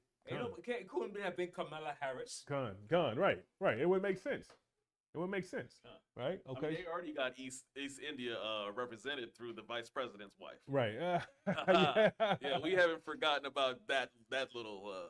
Con. Yeah, we Con, haven't we forgotten haven't about forgot. her with her wicked self. We can see some things manifest in her too. Con, all praises, right? So let's continue on to this. This is a little bit long. Well, we'll jump through a few pages, right? There's another one. Can I just Yeah, say go ahead. quick- It's quickly? open forum. The Most High is using him just like he used Nebuchadnezzar to be the hammer of the earth. The wicked, where Nebuchadnezzar took down all the surrounding nations, Right. and they serve him. Right, And the Most High is using that Teflon Don as that hammer right. to hammer That's right. and to break Israel so they could return back to the Most High. That's Right. the only way Con, that's they it. could see it. If That's Kamala it. Harris was in office, Jake should have been in a mode of rejoicing and happy dinner, like this Right. is it. That's it. We We're made it. here. This Yeah. way home. We've made it.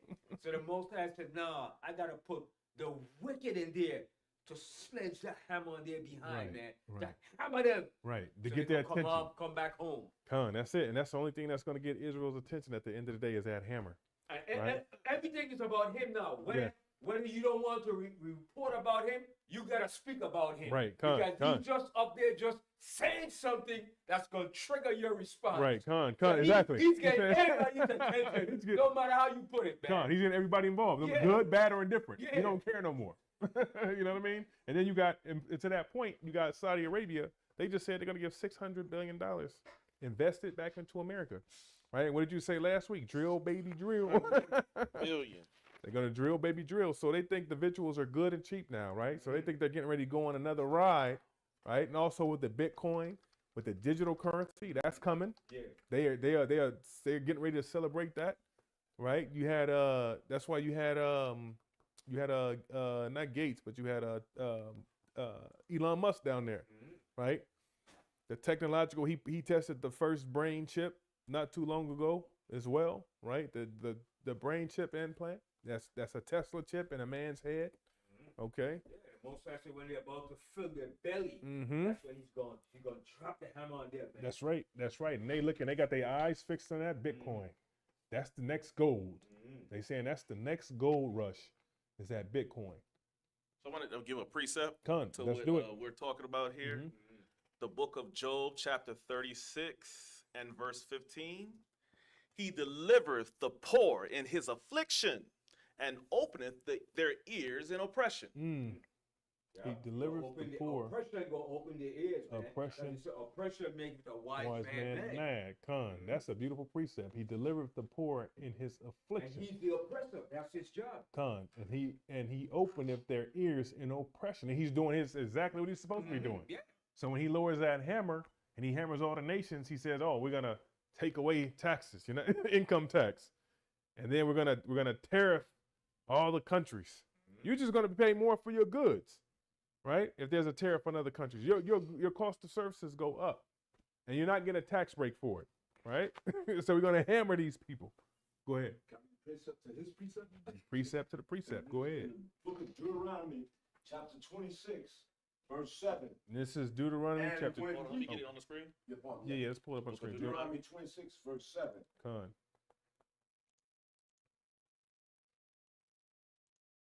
Deuteronomy chapter 6 and verse 7. There you go. Read that. You want me to read it for you? Nah, Go ahead. Go ahead. Read the book of Deuteronomy, chapter 26, verse 7. And when we cried unto the Lord Yahweh, omnipotent power of our fathers, the Lord Yahweh heard our voice. Right.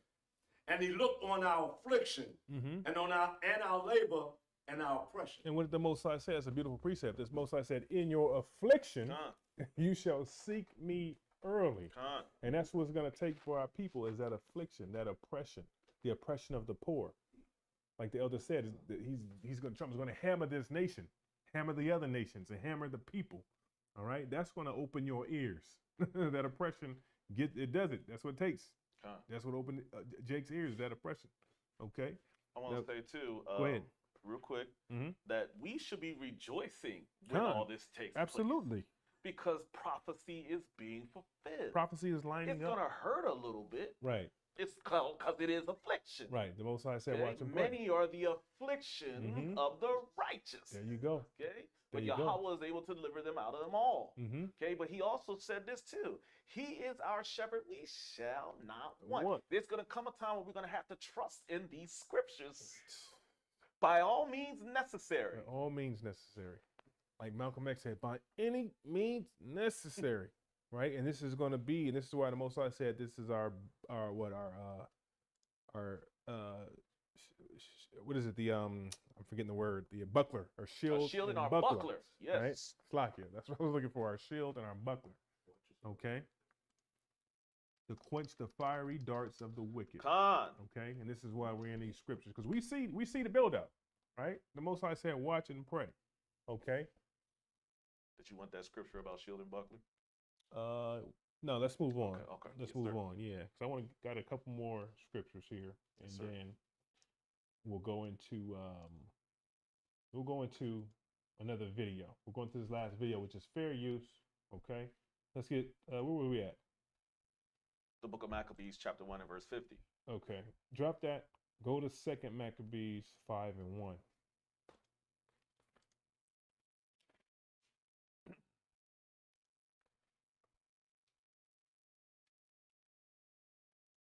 The book of 2nd Maccabees, chapter 5 and verse 1.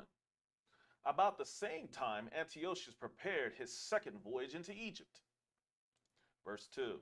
And then it happened that through all the city, for the space almost of 40 days, there were seen horsemen running in the air, in cloth of gold and armored with lances, like a brand of soldiers. Right. So when they came into Jerusalem, this is how they came in, with confusion, with spears, right? Wearing nice apparel, right? Looking like an army. Oh, that's intimidating. On horses, marching with darts. Go ahead. Actually, jump to verse 11.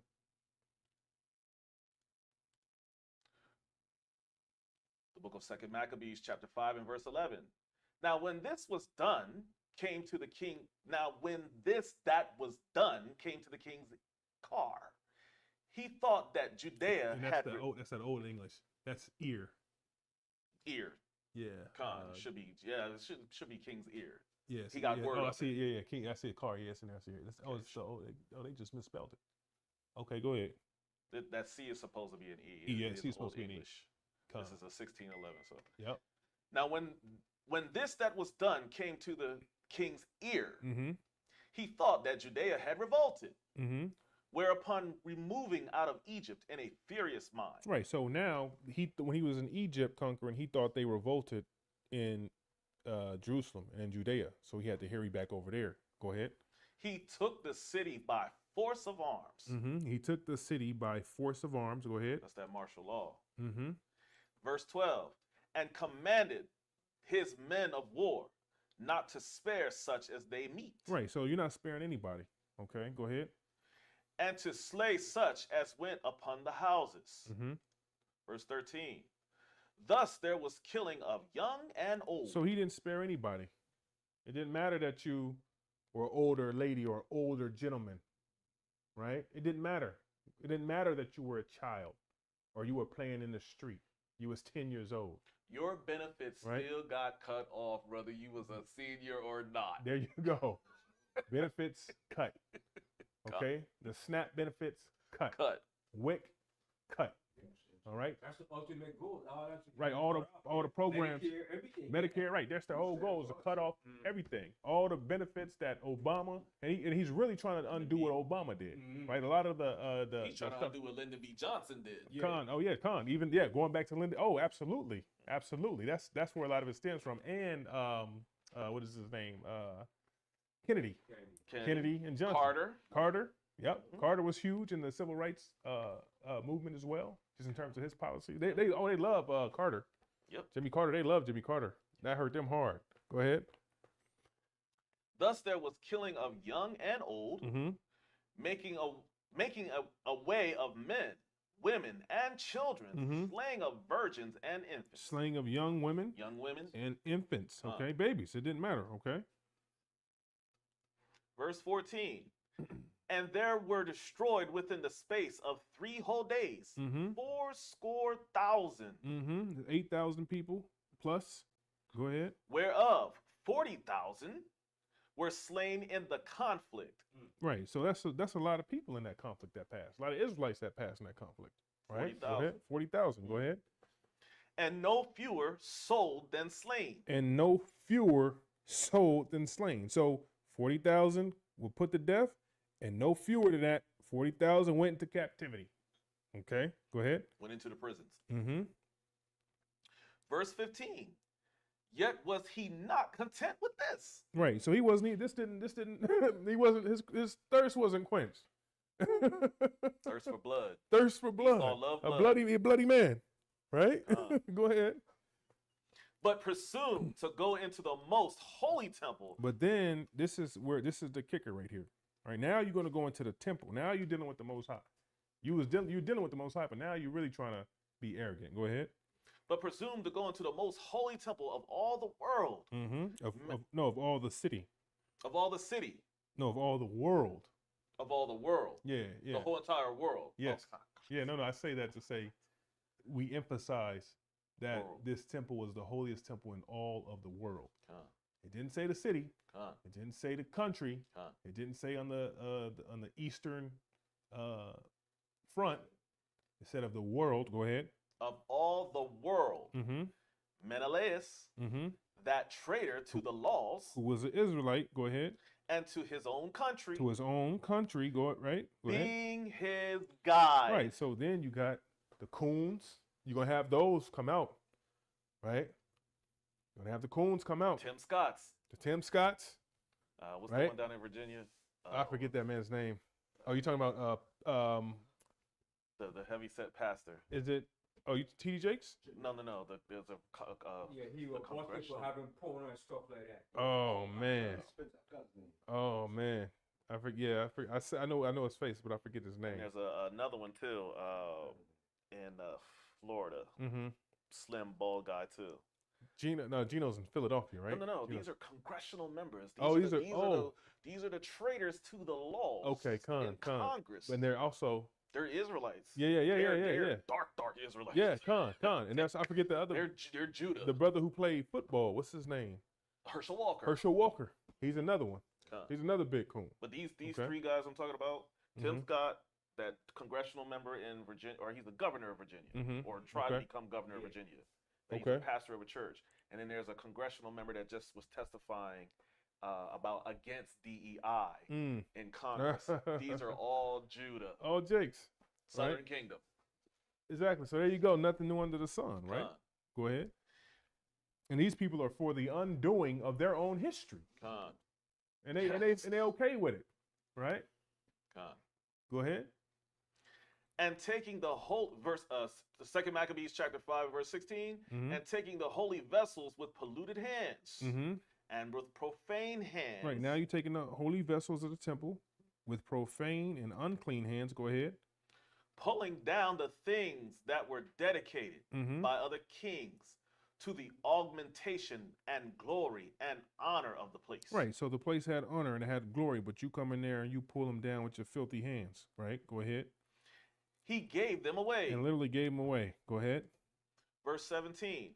And so haughty was Antiochus in mind. So now he's high-minded. He was puffed up. He can do anything. We're all one people, right? I'm going to do whatever I want. Go ahead. That he considered not that Yahweh was angry. And they didn't consider the Most High. He didn't have to, right? But the Most High, like I said, pride go up before destruction. Go ahead. For a while, for the sins of them that dwelt in the city. And therefore his eye was not upon the place. Right. So the Most High turned his back on the people in that place, which became a profane and abomination, right, to his name. Okay. Keep on. Go ahead. Verse 18. For they had not been formerly wrapped in many sins. This man, as soon as he had come, right, go ahead, had forthwith been scourged and put back from his presumption, as Heliodorus was, from whom Seleucus the king sent to view the treasury. Right, so they wasn't all the way. Right, so the city wasn't going off too bad at that point, right? Go ahead. Verse 19.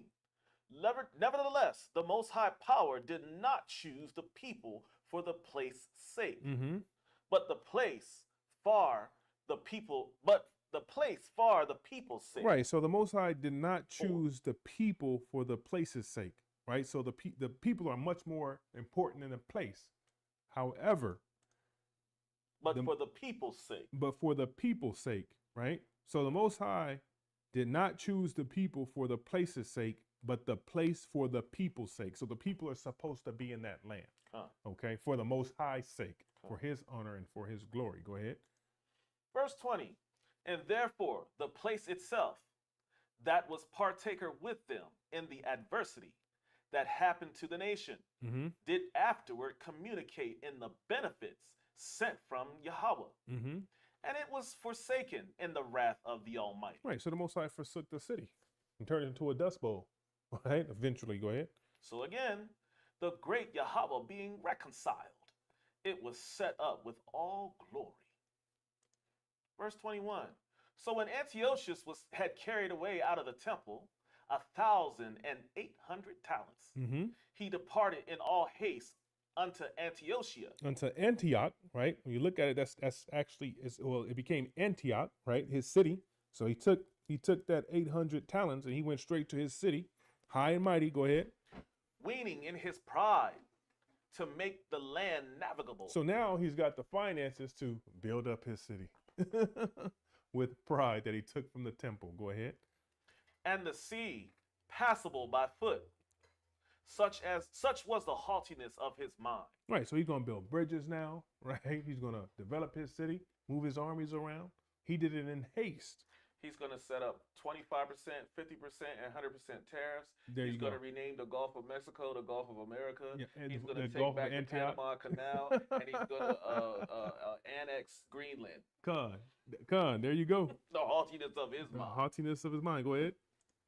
Verse 22. And he left governors to vex the nation. Right. So now you leaving governors to vex the nation. You know, we need that tax money, right? Taxes and tariffs. No taxes this year. No taxes. No income taxes this year. Couple stimmies maybe, but no income tax. Go ahead. And he left governors to vex the nation at Jerusalem. Philip for his country in Phrygian. What's it? Phrygian. And for manners more barbarous than he that set him there. Mm-hmm. Verse 23. And at Garizim, Andronicius, and besides Menelaus, who worse than all the rest bear a heavy hand over the citizens. Right. So now you got our people cooning, ruling over our people. Worse. You know, like when they say the black cop is worse than the white cop when he comes on the scene. I mean, you watch that movie Straight Outta Compton when the cops got the guys outside of the studio and then the black cop shows up. He's like, "What? Let me handle this." And he's worse than the white cops were treating him, right? Your own people treat you worse than your adversary would treat you. Go ahead. Who worse than all the rest bear a heavy hand over the citizens. He bore a heavy hand over the citizens, right? Go ahead. Having a malicious mind. A malicious mind. Against his countrymen. Against his own people. The Jews. Right? The Jews. Just like in that movie, what is it? Life. When you had that the gun line boss, he's going over the gun line boss, right? Your coon, have your coon with you and treat you worse, treat your own people worse, police them worse, have a heavier hand worse than your oppressor. Man, that's hard. Just imagine that. Your own people treat that like in what's that movie, Django? I was just thinking about that. In Django, it was like he was crying over Bobby. Right. God. Oh, Stephen. Right? Go ahead. Verse 24. He sent also that detestable ringleader, Apollonius, with an army of 22,000, commanding him to slay all those that were in their best age. So now you're going to slay all the people who were in their prime. You're going to slay all the people who are in their prime, because those are the people who will actually come up against you. When you look at most people who are revolutionaries in this country, so-called revolutionaries, for any cause, they were young. Martin Luther King didn't pass at 50, 60, 70 years old. Malcolm X didn't pass at 50, 60, 70 years old. They were in their 30s. All right? A lot of those Black Panthers, they didn't pass 50, 60, 70 years old. They were in their 30s. Right? And then you have Fred Hampton. He was killed at 21. 21, I think it was, Fred Hampton. And he was just a great speaker. A revolutionary, great speaker at 21 years of age. And that's another thing. People talk about those Black Panthers, but they were infiltrated by their own people too. Even worse. Okay? Go ahead. And to sell the women and the younger sort. Verse 25. Who coming to Jerusalem. And the 12 said, Hop and Bob, Khan. Hop and Bob, God. Go ahead. And pretending peace, did forbear till the holy day of the Sabbath. Right. So who coming to, verse 25, who coming to Jerusalem and pretending peace, right? So again, pretending to be peaceful, pretending to want your vote. Vote for me. But then right when they get in there, they backhand you, right? we haven't forgotten the Black and Latino vote. Right. We haven't forgotten the Black and Latino vote. Thank you. See ya. Right? Thank you and see ya. See you nice out there. Roll back DEI. Gotcha. Go ahead. Did forbear till the holy day of the Sabbath. Right. So then they forbid. They did what? Hold on. Let me read that again. Read it again. No, who coming to Jerusalem and pretending peace. Right. Did forbear till the holy day of the Sabbath. Right. So they held off until the Sabbath. Right. Go ahead. When taking the Jews, keeping holy day, he commanded his men to arm themselves. So he waited till the Sabbath because he knew exactly what the Jews would be doing. They resting. He caught him off right? guard. Caught them off guard. The men in their best age, they're gonna be resting. They're not on guard. They're resting. They're observing what the Most High told them to do. Huh. And if you notice, a lot of the times when Israel was being taken, they were saying, well, what are they doing? Are they following the laws of the Most High? Okay, well, then we can go down there and get them. Well, let's wait until the Sabbath. They doing, they celebrating that, or they're keeping their laws, statutes, and commandments. We'll just go in there on the Sabbath. They're going to be surprised. They're going to be asleep. They're going to be resting, right? And like the scripture says, as soon as they let their guard down, there you go. All right. Is that it on that? Verse 25, yes, it's the end of that. Keep Okay. going. No, go to Micah 2:1, and we'll go ahead and get ready to close out here. Micah 2:1. We have to understand that there's nothing you can do for America. Okay, there's nothing you can do for this whore. Khan. Okay, there's nothing you can do for this beast. Khan. There's nothing you can do. Like the scripture said, we would take bomb for her if we could. We would try to heal America, right? Jake would try to take bomb for this place. So if Kamala won, that's what they tried. They tried to, oh yeah, Kamala, we going into the future, right? Take bomb for her. Well, I said, no, you're not taking bomb for this place. Okay, go ahead. The book of Micah, chapter 2 and verse 1. Mm-hmm. Woe to them that devise iniquity Mm-hmm. and work evil upon their beds. Mm-hmm. When the morning is light, they practice it because it is in their power of their hand. Right, so that's what the wicked do. Woe to them that devise iniquity, who work evil upon their beds, because the Most High seals men's instructions while they're sleeping. Okay, right? You don't order your own steps. So this is why they're so good at being crafty, and then they carry it out. So they get up there, you get to their meetings, right? Put in their laws, right? When the morning is light, they practice it because it is in the power of their hand, and the Most High gave them that power. Okay, the Most High gave them the power to do so, and let's prove that. Genesis 31 and 29. All right, and then we'll get ready to close out here.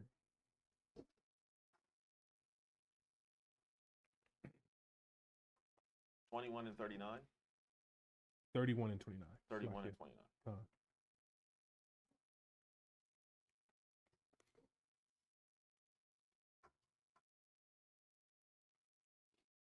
Remember, Micah 2:1 said it's in the power of their hand, right? Woe to them that devise iniquity and work evil upon their beds.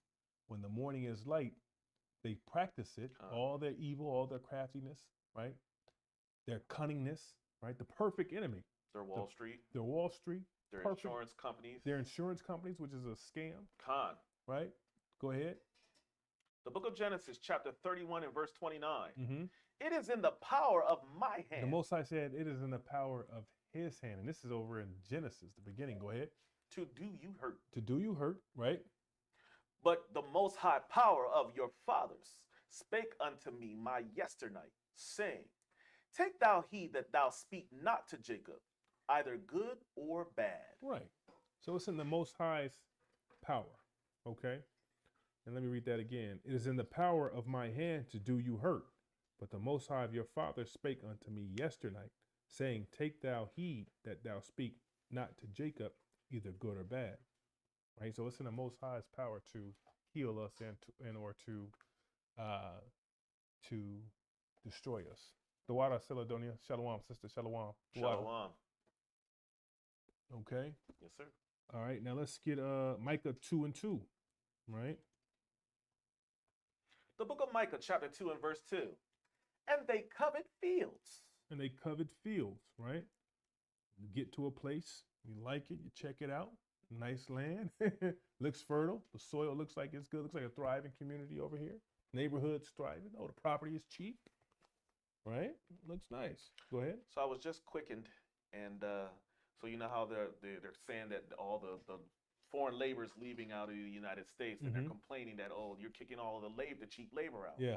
So that's been the plan the whole entire time. Of Is course. to take that land. Now you cannot afford to pay taxes, or you cannot afford to maintain that land. You got to sell it back to the government. You got to sell it back to the government. And on top of that, if you're kicking out the cheap labor, then what does that mean for the cost of goods and services? Right. It's going to go So up. that's why they won't be able to afford that land and maintain that land. Oh, Right. So that now there's going to be a government buyback. Government buyback. There you go. That's going to be coming as well. Gentrification, rebuilding. Even then, for them, though. Right. Oh, yes. Even yes. for them. Yes. See, they've yes, been doing that to us the whole entire time. Right. Now, as the elder was saying, and as you were saying earlier, you ain't even left nothing for us. Right. It's coming to Gleaning all them. the grapes. So now I got to turn to the AR Con. because we thought this was for us. Con. We thought this was supposed to be great for us, but they're going to fill their bellies. The elite said, no, we're taking it all for us. We're going to be our own great nation. Con. Right? And poor Esau was like, wait a minute. Where's my slice of the pie at? Well, no, you got to pull yourself up by your bootstraps. Because we're all one now. It's for the benefit of the country. The benefit of the country and the people. The rich get in that, the oligarchs, right. Get in everything. You take it from the poor to give to the rich. Right. Exactly. What an evil thing to do, man. It's greed. It's gluttony. Right. That's what it is. Too much. They gotta take all them grapes. They gotta off take that everything. cluster. And the Most High said He's gonna go as far as to destroy His own self anyway. Right. He's like a cannibal now. He's starting to eat his own self now. Right. Eating his own shark, eating his own guts. Yeah. Right. When you get a chance, can you read Job 20? Yeah. 22nd verse, Job 20:22. Job. That's the stage he's moving in right now. Mm-hmm.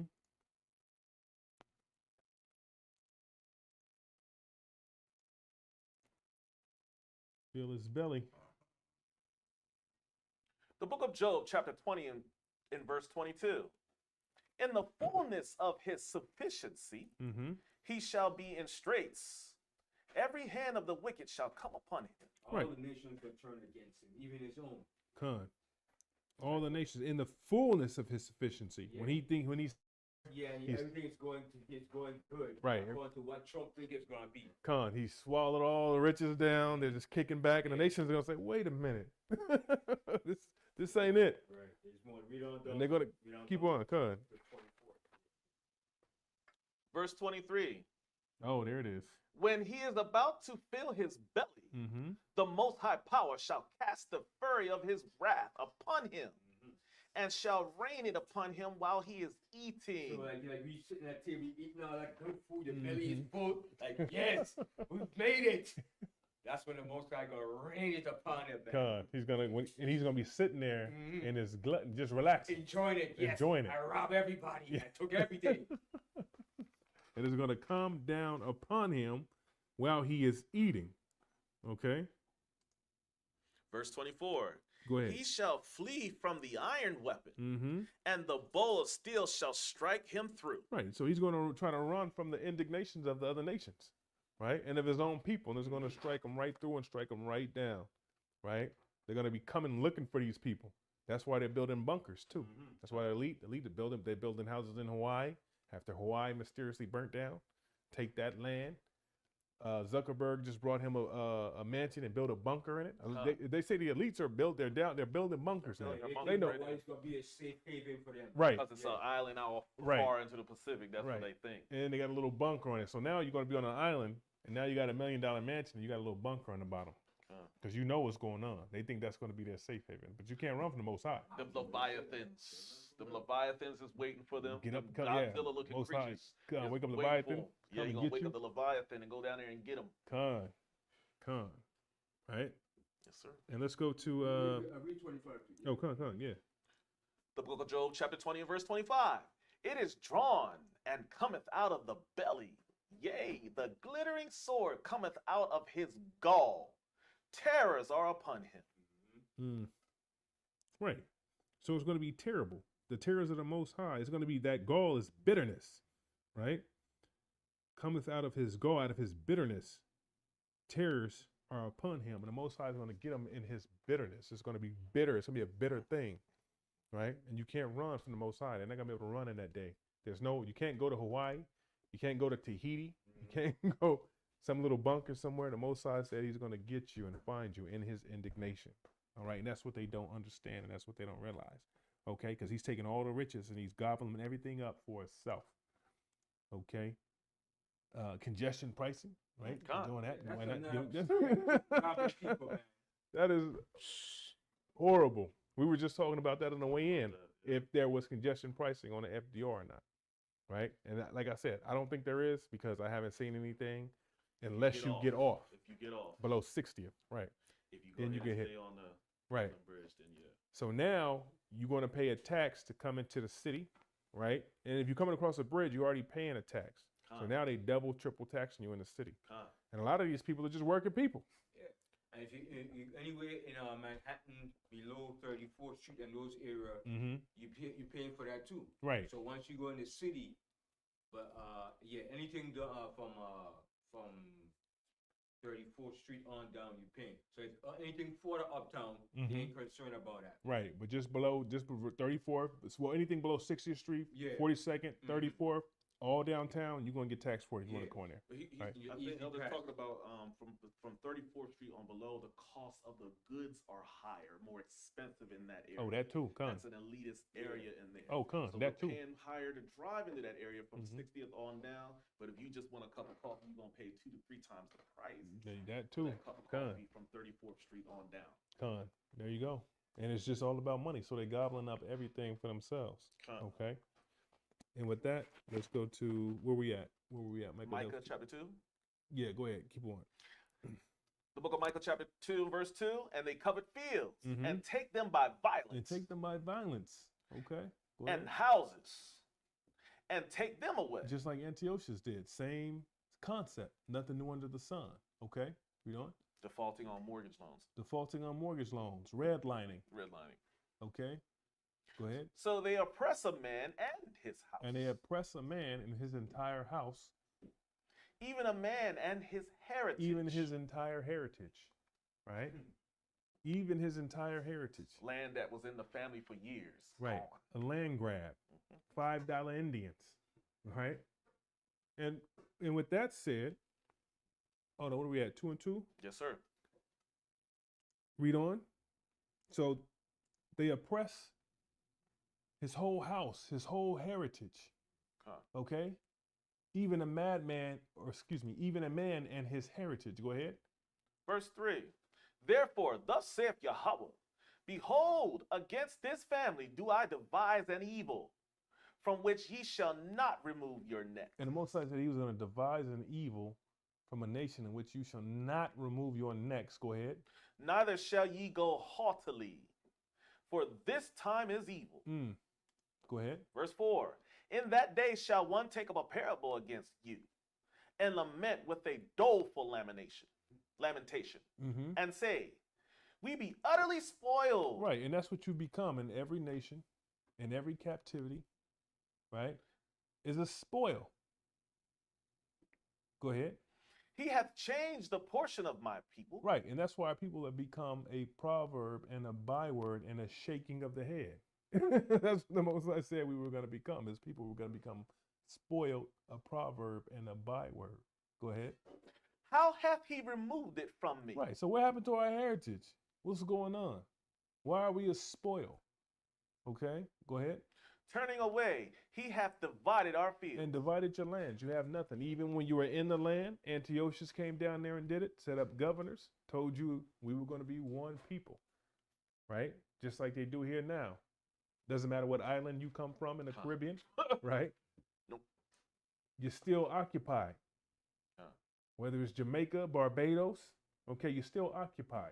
DR, PR, you're still occupied. And divide up our fields. And they're not independent, They're not independent down there. They think they are. Yeah. They think they are, but they're still paying taxes, right? So you're not independent of... Soon to pay tariffs. Soon to pay tariffs, right?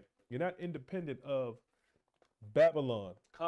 Of England, which White is a part of this great whore. Okay, America is just an outpost for England or for London or for the UK, right? They're still part of the same house. Okay, they are in the same house, different rooms. Okay, and with that, let's go to my last video and start it at 12 minutes. And see, I got to give Dr. Martin Luther King a little bit of credit, because this is when he became a problem, when he started talking like this. All right, this is when MLK became a problem, because now at this point in this video, they're 10 years in to civil rights. Okay, they're 10 years in to trying to get equality. They're 10 years in to trying to get this civil rights thing off, right?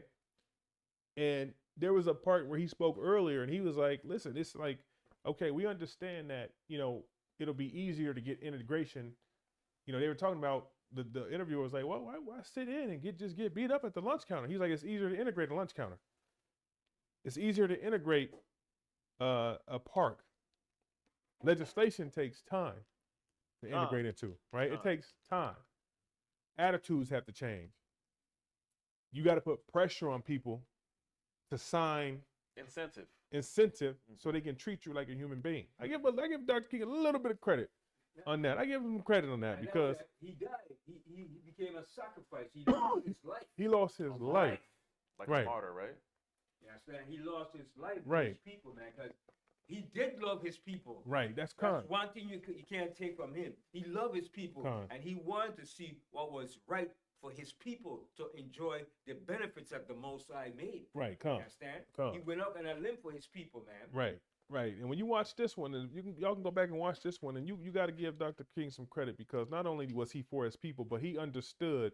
And a lot of the times we like to say, yeah, Malcolm X, the Malcolm X ideology and approach, but Martin Luther King was like, we can't use violence. That's not going to last long. We don't have the tools. We got to wait these people out.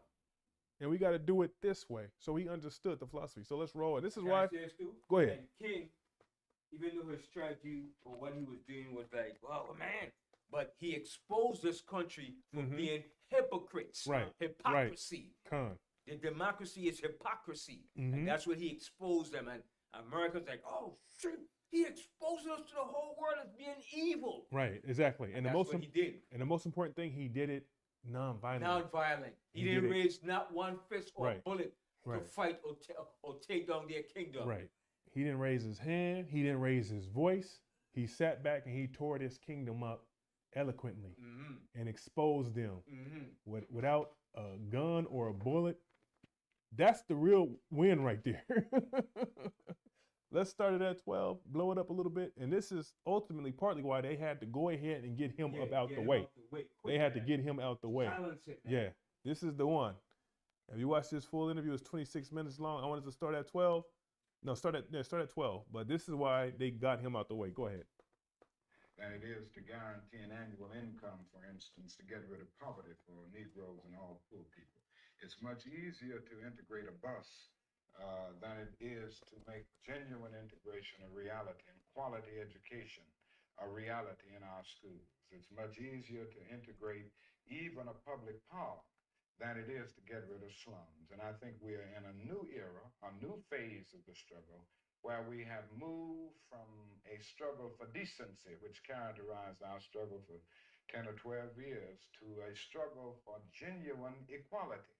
And this is where we're getting the resistance because there was never any intention to go this far. People were reacting to Bull Connor and to Jim Clark rather than acting in good faith for the realization of genuine equality. Do you think white people in this country, and I'm talking about... Did the Harvard Stem Cell Institute just find a way there's always going to be ads, so we got to skip those ads. Vision without non-segregation is people devoid of thinking they're devoid of racism. Do you have any idea what they want the Negro to be in America?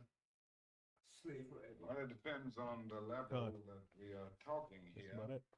Because I think you have to make a distinction between the people who are genuinely and absolutely committed in the white community on the question of racial equality. And I must confess that I think they are a very small minority. I think the vast majority of white Americans will go but so far. It's a kind of installment plan for equality. And they are always looking for an excuse to go but so far. Why are they looking for the excuse? What is it about the Negro? I mean, every other group that came as an immigrant somehow, people. not easily, but somehow got around it. Is it just the fact that Negroes are black? That's a part of it. And that grows out of something else. You can't thingify anything without depersonalizing that something. If you use something as a means to an end, at that moment you make it a thing and you depersonalize it. The fact is that the Negro was a slave in this country for 244 years. That was a willful thing that was done. The Negro was brought here and changed, treated in very inhuman fashion. And this led to the thingification of the Negro. So he was not looked upon as a person. He was not looked upon as a human being with the same status and worth as other human beings. And the other thing is that human beings cannot continue to do wrong without eventually rationalizing that wrong. So slavery was justified morally, biologically, theoretically, scientifically, everything else. And it seems to me that white America must see that no other ethnic group has been a slave on American soil. That's right. That's right. That is one thing that other immigrant groups haven't had to face. The other thing is that the color became a stigma. American society made the Negro's color a stigma. And that can never be overlooked. So I think these things are absolutely necessary. The other thing is that America freed the slaves in 1863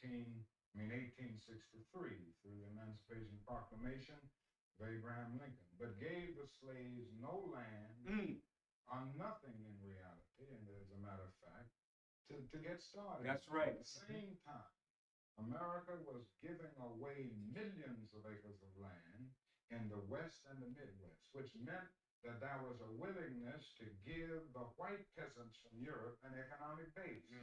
And yet it refused to give its black peasants from Africa, who came here involuntarily in chains and had worked free for 243 years, any kind of economic base. And so emancipation for the Negro was really freedom to hunger. It was freedom to the winds and rains of heaven. It was freedom without food to eat or land to cultivate, and therefore it was freedom and famine at the same time. And when white Americans tell the Negro to lift himself by his own bootstraps, they don't look over the legacy of slavery and segregation. I believe we ought to do all we can and seek to lift ourselves by our own bootstraps. But it's a cruel jest to say to a bootless man that he ought to lift himself by his own bootstraps. And many Negroes, by the thousands and millions, have been left bootless as a result of all of these years of oppression and as a result of a society that deliberately made his color a stigma and something worthless and degrading. You can stop that right there. Wanting to live there. And that, in my humble opinion, is why they hurried up. And after that video, this video at this time, they were 10 years into civil rights. Okay, they were 10 years into civil rights in the movement, and they were talking about what was working and what wasn't working. And when he started talking like this, because and when you see Dr. King speak, it's always, I had a dream. I have a dream. I have a dream one day. And then he started to switch up. I'm afraid I've integrated my people into a burning building. And this is why. Okay? And now he's talking like this. 11 months later after that interview, he was shot. Yeah, and then when he made this speech at the church up in Harlem, that last speech, and he said that America is the largest purveyor of violence around the world, and that we got to take this civil rights to a human rights issue. And we have to serve it to economical. It's like, oh no. I mean, that's a Judite day indeed, man. Indeed. And the Spirit of the Most High showed him eventually what was really going on, because he was following along with the stupidity. Then the Spirit of the Most High, we're going to say, no, they're using you. They're playing you. Right. You understand? And that's why he said, you as a people will make it to the promised land. And he saw it in the end. He said, I will not get there. And he came from his true spirit. That speech right there, that one was, you saw it. You saw his spirit came out of his mouth. Yeah. And they said, we got to put you up, we got to take you out. Right. That was that last one. Yeah. And that was a powerful speech. I forgot, I don't know what it's called, but I saw, he said, I might not get to the mountaintop with you. And his whole, he was in spirit talking. I was like, wow. Man. He said, I might not make it, I might not get there, but you will make it to the promised land. He said, I have seen the covenant of the glory of the Lord. He said, you have been to the mountaintop, man. And he came from his true spirit, man. Yeah. Most High showed him, man. Yeah. And that's it right there. I mean, that's and like I said, I used to look at some of the speeches, and I thought the sit-ins and the walk-in and the mean police dogs getting sicked on you for no reason, and then you couldn't do nothing. I was like, these people are cowards. They're gonna pay I used to say they're gonna pay for that. Forgot that. Right. That's part of the Right. judgment for the things that they've been doing to us. Right. And they want to know why another plane crash happened again. All this is indicative of Trump and the evil that they have done to us. And it's going to be a lot more plane crash because the Most High said in Habakkuk 2:16, the Most High said he's going to cast a shameful spewing upon their glory for what they have done to us. I wish could you read that? Habakkuk 2:16. Yeah, Habakkuk 2:16. Let's get that. And Martin Luther King, he was sacrificed. He laid down his life. The scripture said, greater love have no man that he laid down his life for his brethren, man. He lost his life, man. That's a fact. That's a fact. So, he definitely had a job. The Most High sent him on a very particular mission to be so cool, calm, and collected. And he knew it was coming. Yeah. He knew. After that last speech, it wasn't too much longer. Like I said, that one we just shown, he was 11 months out. And then maybe he did 3 or 4 more. But that last one, he was like, he knew it. It's clock out time. Right. And then Trump's so evil, he's talking about he's opening the files on Martin Luther King. You tell you he's going to open the files who actually killed him and who was involved. No, they're opening the files showing about showing the bad character. His lifestyle, his lifestyle. No, open the files and say who killed him, who gave the order, who pulled the shot, and who was involved in it. That's what you do. Right. You're not opening no files. Right. So here it is. This man laid down his life, and you open files to disgrace him. Yeah, to disgrace him. Yeah. And there's going to be a judgment for that. There's going to be a harsh, and they're literally trying to undo everything we did in this country. And then on top of that, the man got these things put in the law, and now we're going to open files to disgrace him. That's the best you could do? Yeah. Woo. All right, let's read the precepts. Yeah. Oh, you guys, somebody got something? No, Okay. Read that first. Read this. Read this. Read Ben's precept real quick. The book of Habakkuk, chapter 2 and verse 16. Thou art filled with shame for glory.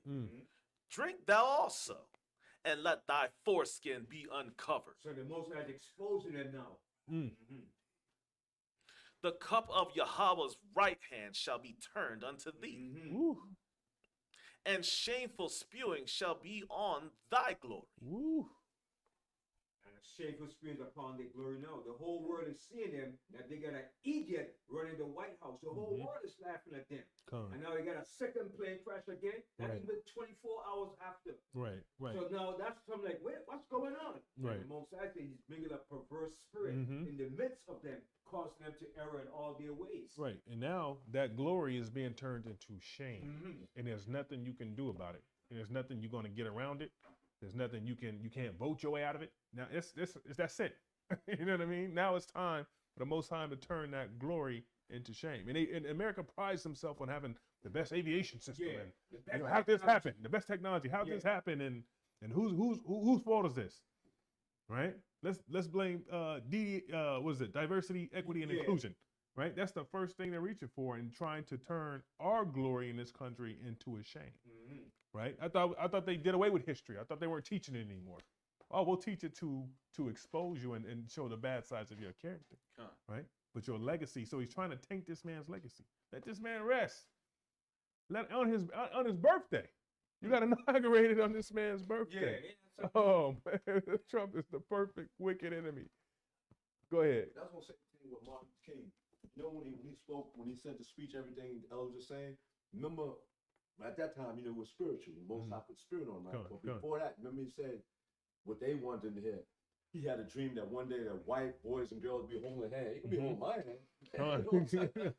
They like that part right there, right? But then the spirit kicked in. Then he spoke, right? He said, I've seen the mountaintop. Right. I won't get there before you, right? Right. But the Most High word says in 2 Corinthians 6, verse 17. Let's put it up. Yeah, let's put it up. Let me pull it up.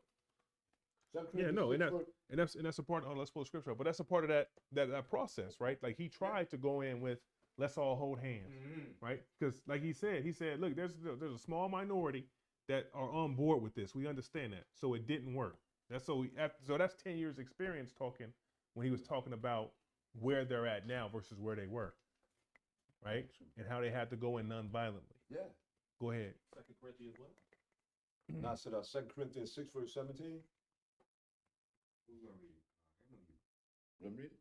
Yeah. Okay, you can read it. Yeah, it's really The book of 2 Corinthians, chapter 6 and verse 17. Wherefore, come out from among them, and be ye separate, saith Yahweh, and touch not the unclean thing, and I will receive you. I love that. Come out from among them, remember right? Mm-hmm. But talking about holding hands, he had a dream, but see, he said, because they wanted them, he liked, so when he said that, they liked hearing that part. Mm-hmm. Right. But when the spirit, the spirit overtake. Once the spirit came, the Most High Spirit, he said what he had to say. Like I said, he knew what was going to happen. And like that, and to your point, like when they show him, it's always the I have a dream. Like we're supposed to be. It's a nightmare. Be one people. Right. That's the name of the class. Let us all become one people. I have a dream.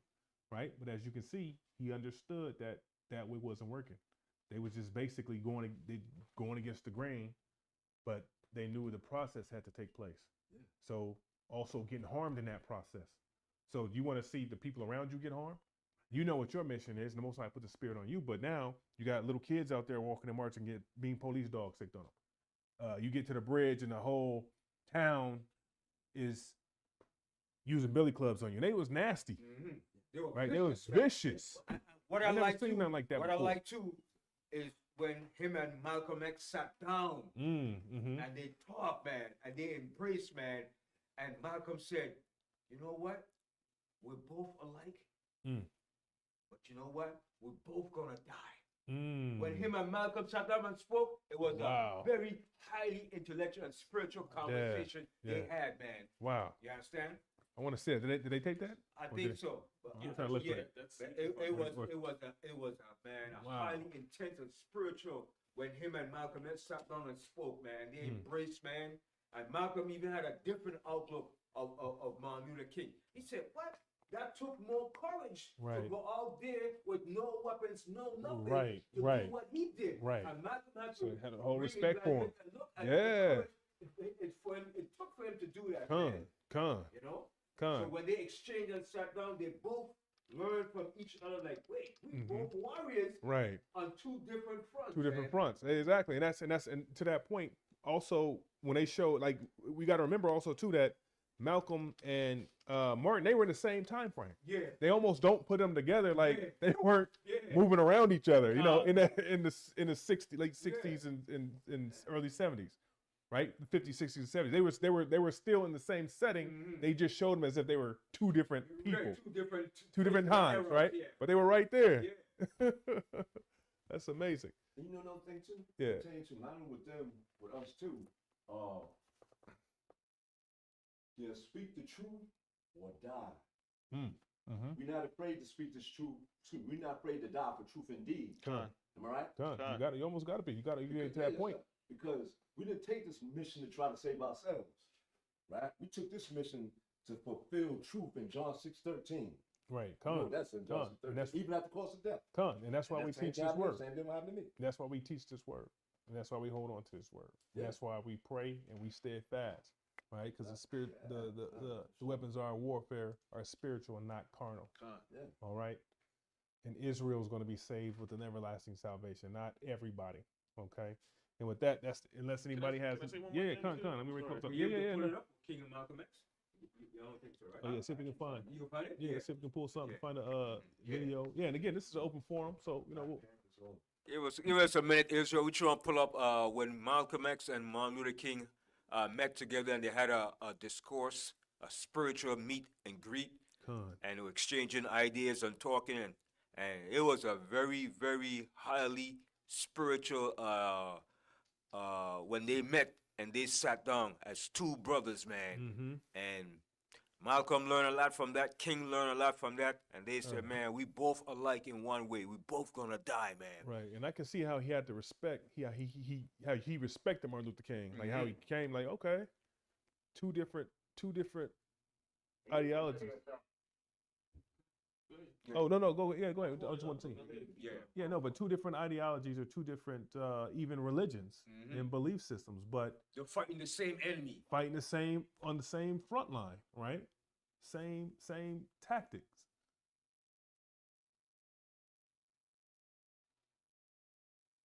And we're just looking to see. We might have to do some research if this isn't there. We'll do some research to see if we can find it. But I want to see it. I think that'd be a good video to kind of look back and analyze a little bit. You know what I mean? Just to see. That'd have been a powerful discussion. Oh man, I would love to hear that one. And like I said, like in that there's a clip right there. You don't have to click on it, but they always showed them in passing, or you know, they were shaking hands in passing or something. But they were in the same time frame, right? They often show them too, ununified. They often show them as opposing one another, but that was not the case. Right. Just because Malcolm was Islam and Malcolm was Christian did not mean that they opposed each other. They were on one accord when it came to our people and the rising of our people. Right. But of course, they try to paint the narrative that Malcolm and Martin did not agree with one another. They had different religions, but they agreed on this one thing, Right. that we were to be risen above. Because at one point, Malcolm was hard on Martin Luther King as being like a being like a coon. Yeah. Until he finally realized, wait a minute. Right. Wait a minute. We both fighting this fight on different fronts. Different front, You know? same, Yeah. different tactics, same front. You know? And down in that, when they talking about equality, they both talking about the same thing, right? The Most High's for equality. Come, And absolutely. justice. And equity, right? All that stuff. Equity and inclusion. Amongst Israel, with Amongst the most it, high come. for equality within Israel. Come. He has no respect to person. Let's be clear about Come, that, because come. he wants us to be above the other nations. That's And right. that's what they have a problem with. Exactly. Right. He put it up. I think when Malcolm came up at the end and he was telling King, he said, you know, we both alike. We got something in common. We both gonna die. I think at the end he made that speak after he had finished speaking to Martin Luther King. And then he came up with a better understanding of King and what was really going on. Oh, that was powerful. We can get that for them. I'm gonna look for it. Yeah, I'm gonna see if I can find it. That'd be good. Maybe we show it next week or something. Militant. I consider myself Malcolm. I think when he left the Nation of Islam in March of 1964, he felt to a great degree, I feel, a kind of a liberatory. He felt liberated. In fact, he at some point said something about the straitjacket is no longer on him. Now he can move and become more political. You have to understand that the Nation of Islam tended to tamp down any kind of political expression, to stay clear of that. That's what got Malcolm in trouble when he said something about Kennedy's assassination, you know, about the chickens coming home to roost. Got him into deep water. So, and then that precipitated a number of other moves, but he was already, as far as I'm concerned, he was beginning to step outside of that anyway. He saw himself in a larger picture and making a greater contribution. The two men met face to face. This encounter that King had always avoided unfolded in front of the press and photographers. The meeting only lasted a minute, but these images that capture them side by side, like this photo where they're smiling, became a strong symbol of reconciliation between two opposing visions of the Black cause. They were not opposing, though. Right. They want to make that narrative. People. Yeah, and I can imagine that in that conversation, and maybe they did have different sit downs that nobody knew about, but maybe what if they would have recorded that, had like did a whole piece on that, you know, a conversation between the two different philosophies. You know, that would have been a powerful discussion. But yeah, no, that was the era. You know, that was the era when it was real up front. You know, you saw it, the carnality and the brutality. And imagine just moving in that time, you know, and having that weight on your shoulders. That's a tough load, just for one man. Prophetic visions, man. Con. Visions, man. Oh, that was powerful. That was powerful. Well, without further ado, we'll try to do some more research on that to see if we can get something. But yeah, the name of my class was All Should Be One People, right? It was an open forum, and we had some great dialogue. I want to thank you, brothers, for including in the class as well. It was an open forum, open dialogue. This was a good class. So all praise to the Most High. Yes. All right, with that, my name is Aynwah. Yeah, All right, so you thinking Black History Month, they gonna talk about what we talking about? nah. With that, my name is Aynwah. Shalom. Shalom. I'm glad to be the sister today. there, I'm beating them. What?